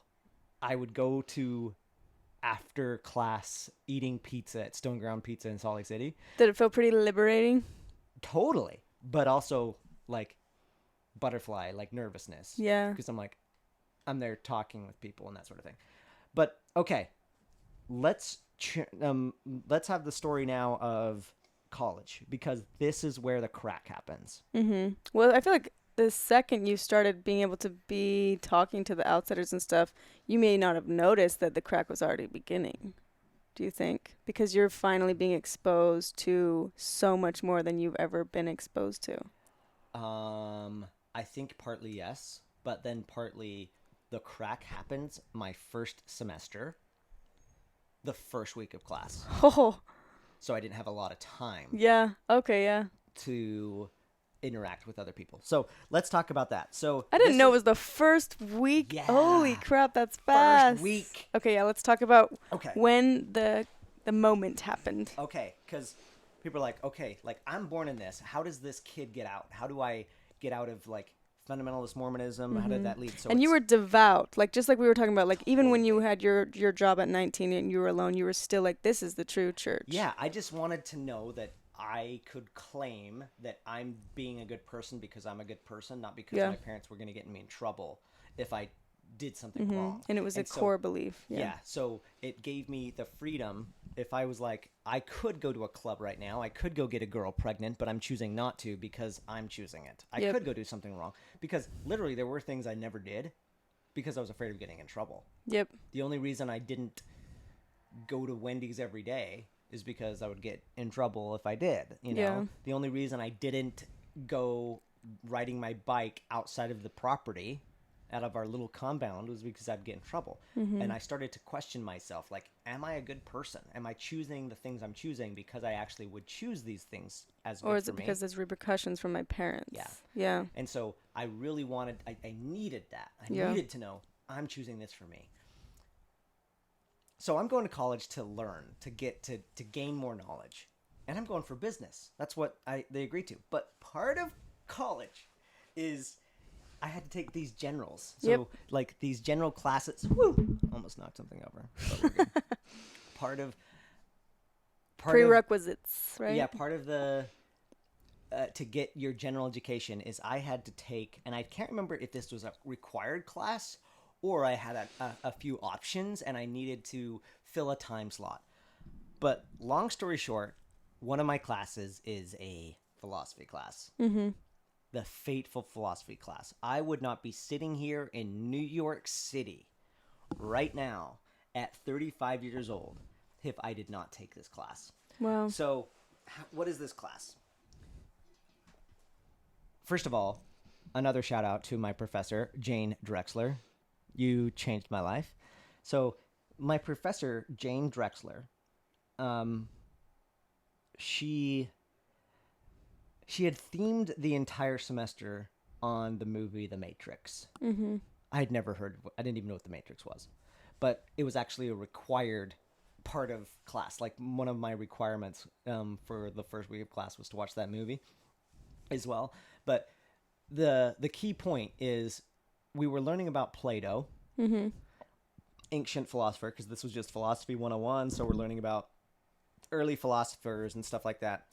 And she tells us that The Matrix, the movie, is actually connected to this really old story called Plato's Allegory of the Cave. And so I'll tell a quick version the way that she told it. Because she's telling us this story. And the whole point of this class was to get you to think differently, notice things that weren't so obvious, look at different ways. And she ended up throughout the whole semester giving very differing ideas, which was bananas for me as well, because I grew up like knowing absolute truths only. Everything's black and white. Yep. Yeah, and so hearing like, Plato thought this, but Epictetus thought this, Epicurus thought this, Rene Descartes thought other things about the nature of reality and God and stuff like that. But let's go to the Plato's allegory of the cave, because this is literally the day my life changed. Ruined in some ways. Ruined my life. So she tells us the story of Plato's allegory of the cave, because she says that the ideas of the movie The Matrix are actually based on this really old story. And how the story goes, there are these people chained inside of a cave. And she asks, are they sad? Immediately I'm like, yeah. They're chained in a cave, yeah. Yeah, they're prisoners. She's like, but they've been there their whole life. It's all they know. So how do they know, like, and she gave this other analogy. She's like, does a deer that is in a fenced, what's the word? Like a fenced environment. Yeah, park, but the fence is like 10 miles from them. They've never even come to the fence. Is that deer a prisoner? And you're like, you may know from your perspective, but from the deer's perspective, like they're just in their natural habitat. Like they know that, like we know that they're like in fence, but does the deer think they're in prison? Like, no. And so she's like, this is all they know. So they're not sad. Yeah. Being in this cave, they're chained. And they don't feel confined. Yeah, because it's all they know. I'm like, okay, interesting. I didn't know where she was going with the story, but she just continues the story. And in Plato's story, once a day, these shadows appear on the wall in front of the people chained in the cave. The shadows, when they appear, is their like daily party. They're so excited when the shadows appear, because the shadows to them are ultimate reality. Shadows to them are like, holy crap, this is so cool. And like the different people would argue about the different shadows and what they meant. They would try to make meaning about what the shadows were and all that sort of stuff. And one day, one of the people in Plato's story somehow breaks loose from the chains. And this person in Plato's story, like, there's a back wall, and he noticed that every time the shadows would appear, there would be this glow in this back wall. And so curiosity got the best of him. And when the shadows started to appear for that day, he left the chains and everyone and looks behind the back wall. And he's shocked, because what he sees is someone's holding up some shapes in front of a flame. Now, why is that so shocking? Because shadows to them were like ultimate reality. Like that was everything. Then he sees like, wait a minute. This is what's making the shadows this whole time? Yep. What? That was my whole life. What? Everybody's making meaning about the shadows, but it's really this? And it shocked him. But then he sees a crack in the wall. He goes towards the crack. It's a stairway. He leaves the cave for the first time in his entire life. And if you can just imagine, like, being this person that's chained in a cave their whole life. Let's say they saw the shape of trees, or the shadow of trees on the wall, and they're thinking, this is ultimate reality. But then he sees somebody holding up the shape of a tree in front of a flame. Right. Then he sees a real tree. He's like, oh my God. What's the difference between the real tree and the shadow? Like, it's not even comparable. Yeah.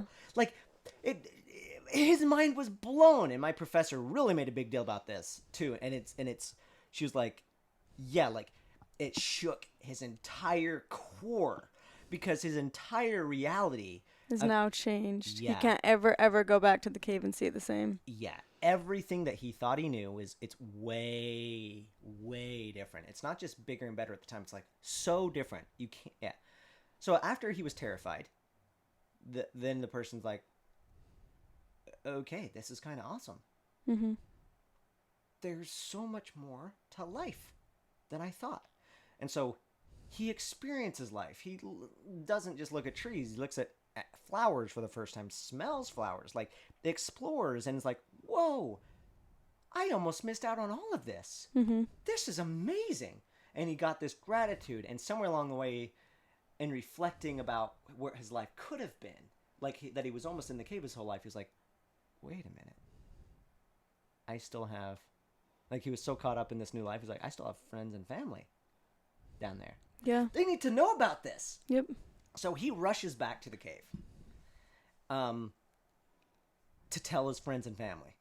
Now, his eyes had adjusted to the outside world, the light, because he had seen this, like when he steps out of the cave, my professor talks about, like, it was very difficult to see because there's the sun. He also sees the sun. It was, like, impossible. His eyes took time to adjust. Mm-hmm. But then it did adjust to the outside world. And so by the time he went back to the cave, his eyes were used to outside, and so he couldn't see in the cave as good as he could before. Mm-hmm. So he stumbles, and they think he's gone blind. And he's like, no, I'm good. My eyes have just adjusted to, like, there's this bright thing in the sky. They had no idea what he was referencing. Yeah, they're like, what the hell are you talking about? And so then he's like, you guys have to come see this. And he's trying, like, why would we leave anything? And he's like, trying to explain everything that he has seen and what's out there and what's outside of the cave. What do they think? He's crazy. Of course. They have no frame of reference. Yeah. They think he's gone mad. So he starts explaining it more and more. That's just making it worse. Mm-hmm. They're making it more confused. And so then they start to get confused, frustrated, and finally somebody says, but we have what could be better than the shadows? They're the shit. They're the shit. It's our ultimate reality. Mm-hmm. And then he says, don't you understand?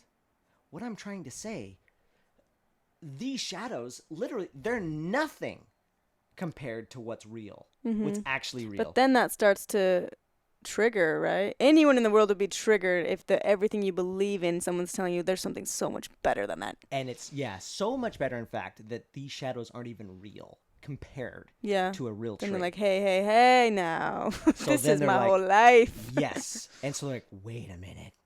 Is he trying to take away our shadows? Mm-hmm. They felt threatened, and because they felt threatened, they killed him. Wow. My professor tells us this story. And I am just like, okay, this sounds interesting. But then she asks us a few questions. She was like, okay, now that you know the story, ask yourself, who are you in the story? Are you living in the cave, or are you running around outside? Yeah, she was like, are you someone, she's asking the class, but I'm taking it in as though it's to me. She's asking directly to me. Mm-hmm. She's like, are you someone that values truth and knowledge? Mm-hmm. That's the whole reason I went to college, right? Yeah, that sounds so like me. And she was like, okay. And if you are you willing to leave everything you've ever known in pursuit of it? I'm getting chills talking about it. Right now, it always gives me goosebumps because I know the impact of that fucking class. Because that moment where you're like, oh my gosh. I didn't know it because I did not know what was about to happen. But she says this. She's like, are you willing to leave everything you've ever known in pursuit of truth? And she says, how do you know that you're not even, how do you even know if what if you think you're pursuing truth? But all you're really doing is studying shadows on the wall. In other words, what if what you think you're studying as reality, as truth, is just projection from others? It was that moment that I don't know what the fuck happened or how she worded it exactly, but it was the first time in my life that caused this serious introspection. And I was like, I took that question. I was like, how the fuck do I know what I'm studying? And I'm like, wait a minute. Made you question everything. Wait a minute. I just had this realization. I said, there's not a single thing in my life that is meaningful. Any belief about life altogether that I have not learned from my dad, my grandfather, my parents, the books they told me to read. None of it was an internal discovery. It was like, here's truth. Now believe it. And in that moment, I was like, holy fuck. I'm like, this looks like projection. Yeah. Like, I didn't just, it didn't all of a sudden, no, this is why I call it the crack. It didn't, that thought was so terrifying. I can't even, I can never fully communicate. Because it alters your entire reality, your whole world. The terror I felt in that moment is so freaking deep. Because, by the way, that single moment, you want to know what it also did? Instant isolation from any other human being. Because all of your community isn't going to be able to relate to this at all. Who are you going to talk to? Who am I going to talk to? Just like the guy can't go to the people in the cave and say there's something else. First of all, there's that, but who am I going to tell that I'm doubting about this whole thing? Then you're going to be shamed. Yeah. Or worse, kicked out, excommunicated. And can I talk to anybody in the outside world? No. Because you've been isolated your whole life, and that's your community. We were taught to be private. Mm-hmm. Just like when I was a little kid, like my dad making sure we're not talking to the neighbors. And like literally if cars came down the street and it was school hours especially, we were taught to like hide behind a bush or get in a house so that no vehicle would see children, and then deduce somehow that we were like a lot of kids in this house living polygamy, because ultimately if they found out, then they could tell the authorities and my parents could go to jail. Yeah, so you feel this guilt in trying to protect your parents. But then that creates this, okay, you do have this community with these like-minded souls, but the second you are not like-minded, what's worse? Living a lie and you have to just be yourself in secret in this community, or getting kicked out into this the world that's so scary that you feel like there is no community anyways, and you lost your family. Yeah, my main point in all of that is there was no one to talk to. Yeah.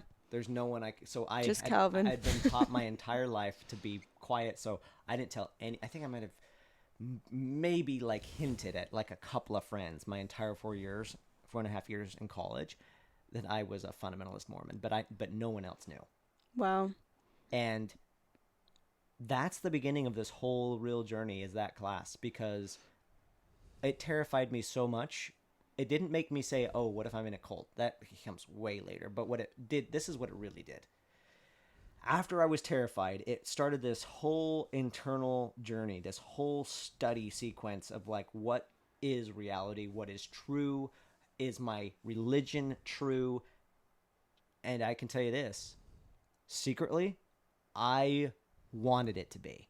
Yeah. I wished so much it was. And that's what I ultimately came to that gave me some comfort, is I was like, I thought of the question that my professor asked, who are you? Are you somebody that pursues truth and loves truth? Are you willing to leave the cave? And I was like, you know what? If this is true, what do I have to be worried about? Right. I'm gonna study. I'm gonna discover. And if anything, the knowledge will further prove. Yeah. It's gonna point back. It's gonna say this is it. It's gonna say that this religion is the right religion. This is the one true church. And so that gave me some excitement. I was like, okay, cool. Yeah. Cool. I'm gonna study. And so I start studying, I graduate, and when I graduate, I get an arranged marriage. At 20? Almost 25. 24, almost turning 25. Okay. Yep, so I had fulfilled the promise to myself when I was 15.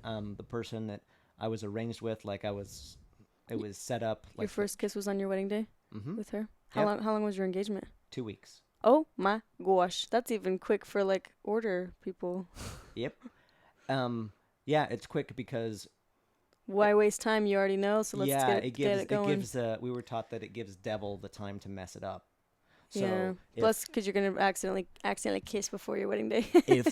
if God gives an appointment, act on it. That's something that my grandfather and father. Act on it, damn it! If God gives you an appointment, act on it. And so God gave me an appointment. Like God said, this is who you belong to. This is who you're to marry. How it actually worked out is, so in my church, the way marriages happen, it actually happens somewhat in a variety of ways. It is arranged, but it is typical that the woman will go to the church leaders and say, yo, I'm ready to be married, or ready to be placed, ready to get married, or whatever. And a couple of things can happen. They will say, okay, do you have somebody in mind? Mm-hmm. And she may or may not. If she has somebody in mind, she'll tell them, and they'll be like, okay, cool, we'll pray about it, we'll come back. And sometimes they will say they'll pray about it and come back, and they're like, yeah, that's not your guy. Yeah. We need to keep praying about it and find who your guy is. Or the girl might say, I have nobody in mind. I'm like, great. And they'll come up with somebody like, we talked about it, we prayed about it, we actually think it's this guy. Do you feel good about it? And she might say, yeah, I'm good about it, or she might say, I don't know, and they might find some other dude for her. How it worked in my case is she went to one of the church leaders and was like, do you have anybody in mind? And she was like, yeah, Calvin Wayman. So she gave my name. And they were like, okay, we'll pray about it. And then they went back to her and like, yeah, we prayed about it. And yeah, we feel good about that. Mm-hmm. And I actually think going to college is the reason I actually got married to her too, because it was very rare for a Wayman to do it. And so, and she comes from a family that actually did go to college. So she was kind of attracted to that? I think so. Okay. Yeah, I think so. And when I do a lot of psychoanalysis on myself, I really think that one of the underlying reasons I went to college is to give myself a better candidate for marriage too. Like, ultimately, even like it was funny talking about the thing with marrying my aunt, mm-hmm. but, and I definitely know people that have married like people they're related to and cousins, but I truly did not want to marry anyone remotely closely related, which is obvious. Once you got old enough to realize that was your aunt. It was right after that. Oh. It was right after that. It was right after that. I was like, yeah, that happened. My heart was broken, but that was dumb anyway. I do not want to marry somebody that's related to me. What the fuck was I thinking? Yeah. And so, and that was a pretty liberal thought too for my family, because literally I know people that are married to their second cousins, even their first cousins. Mm-hmm. Not as closely as the Kingston clans. Yeah, no siblings, right? Yeah, no half siblings like good. you guys did. So I get married, and I had been secretly questioning things this whole time and studying and finding. So you didn't really open up to your wife? I did. Oh, you did? Yeah, okay. That's when I did for the first time. I had somebody else because she opened up too.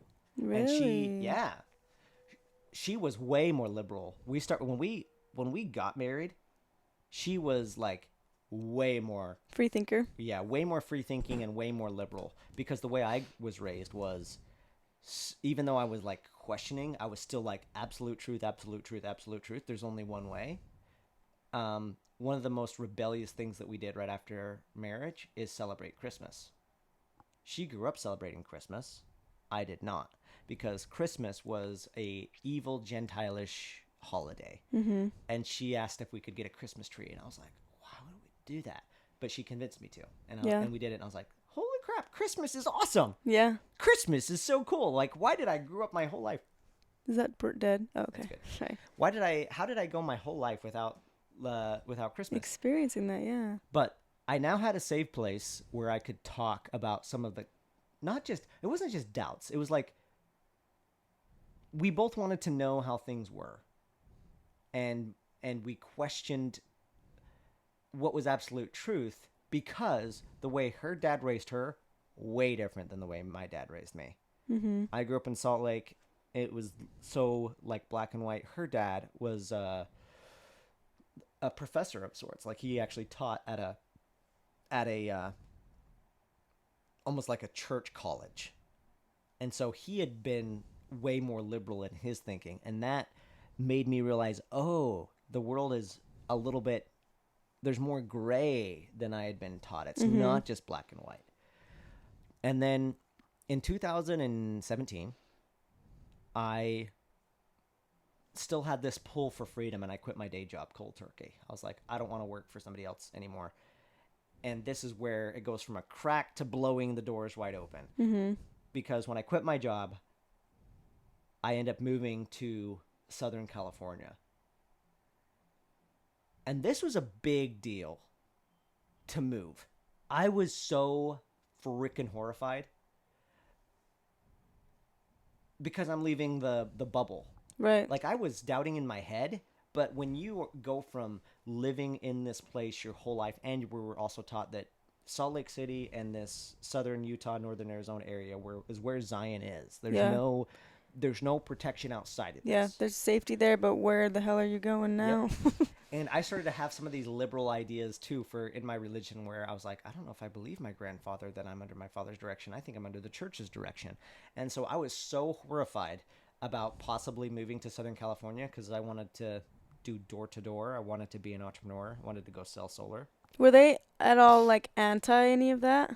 Well, I called the prophet, John Timpson, not just to get a blessing, but to give me peace of mind. Yeah. Because I was about to do this thing where I was leaving Utah to be an entrepreneur for money and all that sort of stuff. And there Colorado City, Arizona, Centennial Park, Arizona are quite remote places. Mm-hmm. There is nowadays, especially because of the internet, like careers and jobs you can do down there. But it was not uncommon for men to leave to go to a job in Vegas, Salt Lake, Montana sometimes. It's also because they're benefiting because you guys are paying tithing and stuff like that, right? Oh, yeah. So they're going to benefit off of sending you guys to go get more money. Yeah, for sure. And so I called him and said, I want to go do this and then move to Centennial Park. Because I was living in Salt Lake. I was like, I want to go make some money, make enough that I can have a down payment on a house. Because that was the plan. Mm-hmm. Like, even though I'm questioning, I'm still believing. Yeah. And I get John Timpson's blessing to go to California.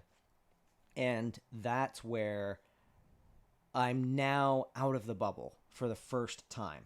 And I'm getting deep into personal growth and development. I'm reading all of these books.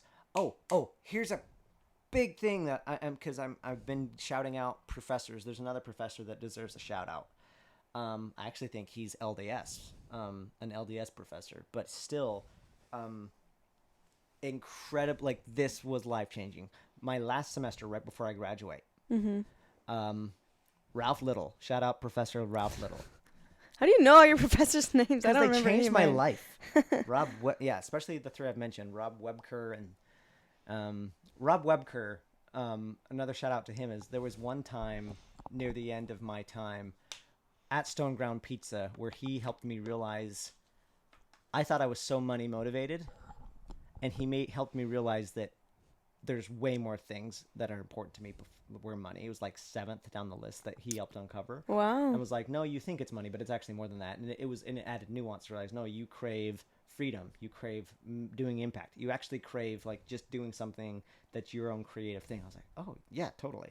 He's like, I've been watching you, and this is based on our conversations. These seems to be bigger motivations, and I was like, that's so. But true. money seems to be the top because money sometimes to us is freedom. Those things. Yeah, but I thought it was number one, and it wasn't. And it's helpful to know what your actual values are. Right. So that was helpful. Something Ralph Little did is we're almost my professor Ralph Little actually had a party, a celebration at his house for his whole class. It was really cool. He had catering and everything else. Like, a lot of my classmates went there.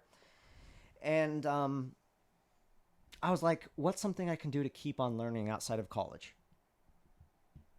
And he said something along the lines of, there's very little that you could do. Like, there's very few things that will impact your life more than reading. And reading great books. Wow. He's like, if you read and read the great books, you're going to become a better communicator. If you can start writing, that will help too. And I was already journaling at the time. I'd been journaling forever, but I didn't really start actually writing. But he's until like way later. But he was like, make that a habit. My whole life, I'd never read besides scriptures. I'd never read anything except like the Book of Mormon, Doctrine and Covenants, the Bible, all the things that were church sponsored. And now this guy is saying, if you want to keep on growing and advancing in life, read. This is my last semester in college. I went all through college only reading the required textbooks, and not even those. Like, I never read Harry Potter or any of the, certainly never novels. Like, my family was against novels, like was against reading anything fiction. Like, only read the truth, not fiction. And my professor suggested that that's how I was going to keep on learning. But this is where he really helped me. I was like, well, what are the greats? He said, if you shoot me an email, I will give you my top 10. And so he gave me a list of his top 10 favorite books. Books like The 7 Habits of Highly Effective People, Think and Grow Rich. Did you read them all? The Richest Man in Babylon. Yeah. Oh, wow. Did I mention How to Win Friends and Influence People? No, that one. These are like very good things to know. They were all books in some sort of like personal growth and development. Wow. And he gave me this list, and it was my launching pad, because Rich Dad, like, I'm reading these books and they're like, whoa, like giving me fresh ideas on like learning. Like there are things in like 7 Habits that like I still govern. Like something we talked about off air, and in like a note I shared with you, I was talking to somebody who's like, I'm big on win-win. Mm-hmm. Like relationships got to have a win-win. Yep. And that comes from 7 Habits. 7 Habits talks about the like have a win-win, and I'm all about like win-win or no deal. Like don't force something. Like if it's winning, it's great. Which is crazy because a lot of people I actually really like this topic because a lot of people think that relationship needs to take sacrifice, and yes, you have to be willing to communicate and work with them. Don't be selfish, but also you have to. It shouldn't be so hard. It doesn't have to be painful. If it is, it's not supposed to be that way. I agree. And that principle has affected every single relationship I've had. Good. To find the win-win, to have the honest conversations, to like, one of the things we were talking about on the win-win conversation, one of the controversial opinions that I have is transactional. I'll save that one for another podcast. I don't believe in compromise in relationships, and this is a big deal. Yeah. Because a lot of people seek compromise, like, but if your relationship is based on compromise, like giving in and doing something, then that is you're having to keep score in some way. Like I gave in this time, so you give in this time. There's potential resentment that builds up. There's an alternative to compromise, because compromise in the language of 7 Habits is that's like a win-lose for that certain moment. It's like this person wins, so this person loses, or you meet in the middle and you both kind of lose together. And I don't believe in that. I like to, what this book shows and other books around this whole concept is if you sit in it long enough, you can find the win-win. And if you can find the win-win, the solutions are usually so freaking good that it's worth the time, worth the investment to find out where the win-win is. So it changed my life. So that's a concept that has stayed with me. But one of the concepts that I was reading Rich Dad, Poor Dad was from Professor Little's List. And Rich Dad said that if you want to, like I was really wanting to grow and be successful. And so he says, if you want to be successful, you need to learn how to communicate. If you want to learn how to communicate, if you haven't had practice, then you should learn how to sell. And that's what got me into sales. And that's why I wanted to do door-to-door sales, especially because I was like, I'm going to do something that's hard. I'm going to learn how to communicate. And somebody else in my journey also said, if you could do that for 4 months, it's going to be worth more than your 4-year business degree. Wow. And I was like, okay. So there was something else I was going to say about either Professor Little or the reading. Did he teach you something more? This is what I was going to say. Maybe this is just a nugget for anybody watching, because sometimes you're given advice or something, but you can't even act on it. Like, I didn't have any even money for any of these books. Right. So what did I do? I remember, this is just a fun side story. I figured out how to pirate these, like, off of the internet. What? All these books that my professor gave me the list of, I bought this cheap little $5, like, iPod thing. It was just like an MP3 player. Super cheap. Yeah. I literally still have it. It's in my backpack somewhere here. Oh, nice. But I bought this and then found the files of these books and downloaded them totally illegally off of the internet to listen. The reason I'm okay sharing it now is literally every single one of these books I've since purchased them off of Audible. Just out of like this helped me. I feel like I stole this. Yeah. Now that I have a little bit, but when I had no money, I was like, okay, I'm just gonna pick one book. I'm gonna pick 7 Habits of Highly Effective People. I did a lot of digging on the internet, figured out how to download it off the internet, and listened to the audio. And so that's what got me into it. But reading books is what empowered me enough to be like, okay, I can create a life that's my own. And then I'm going to California, and then I'm connecting with other amazing people. And that's really what fucks up everything. Yeah. Because the way we were raised... There's not amazing people on the outside. Yeah. The reason we're in the one true church. They're all right here, bish. Yeah. You don't need to look anywhere else. Yeah, and we have the priesthood. We have this special power, and that's where all the blessings come from. All the good things in life come from the priesthood. If you want anything to last, you need to be connected to priesthood, the church leaders. And I've shifted my focus a little bit from just spiritual growth. I've now since learned that everything is spiritual growth in some capacity, but to then, like, I need to grow my career. Mind and career. My career. And so that's why I'm in California, and then I end up hiring this business coach. This business coach was a super Christian dude that... There's probably a lot of safety in that. Yeah, I think it was one of the... Yeah, I think it felt familiar. So you were able to trust him a little more than you would someone who's like actively atheist, right? Yep, exactly. Like, I loved that at his event, his conference that I met him at, he had an optional day on Sunday that was like worship. Wow. And I was like, oh, this is cool. But something that he did after, when I was living in Southern California, he would do these meetups at his house twice a month. That was basically his friends and some of them clients, because I was also a client, would get together, and it was basically business and Bible together. Like finding where you could apply biblical principles in your business life. But one of the things he did is he had this practice at the beginning of all of his meetups around finding God in your life. So he called them God stories. Where did God bless you? And what blew my mind is everybody in the room always had a God story. Always had something where something good happened in their life or their business. As a fundamentalist kid, that shocked me. You're like, you're not supposed to be seeing God. Exactly. You're not supposed to be seeing God. Good things aren't supposed to be happening. And so then I'm like, I was genuinely confused. I was like, is this the devil confusing them? Like, because good things only come from the priesthood. Yeah.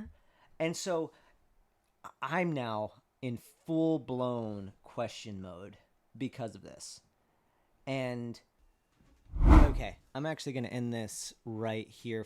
I'm going to have a break because in the next, probably make this a whole separate episode, but in this next episode, I want to take some time to really talk about this last year of leaving the religion, because the last year is where things get absolutely terrifying for me in terms of leaving. So I want to talk about the leaving and also life after it. So that's where we're at. So I will see you on the next episode.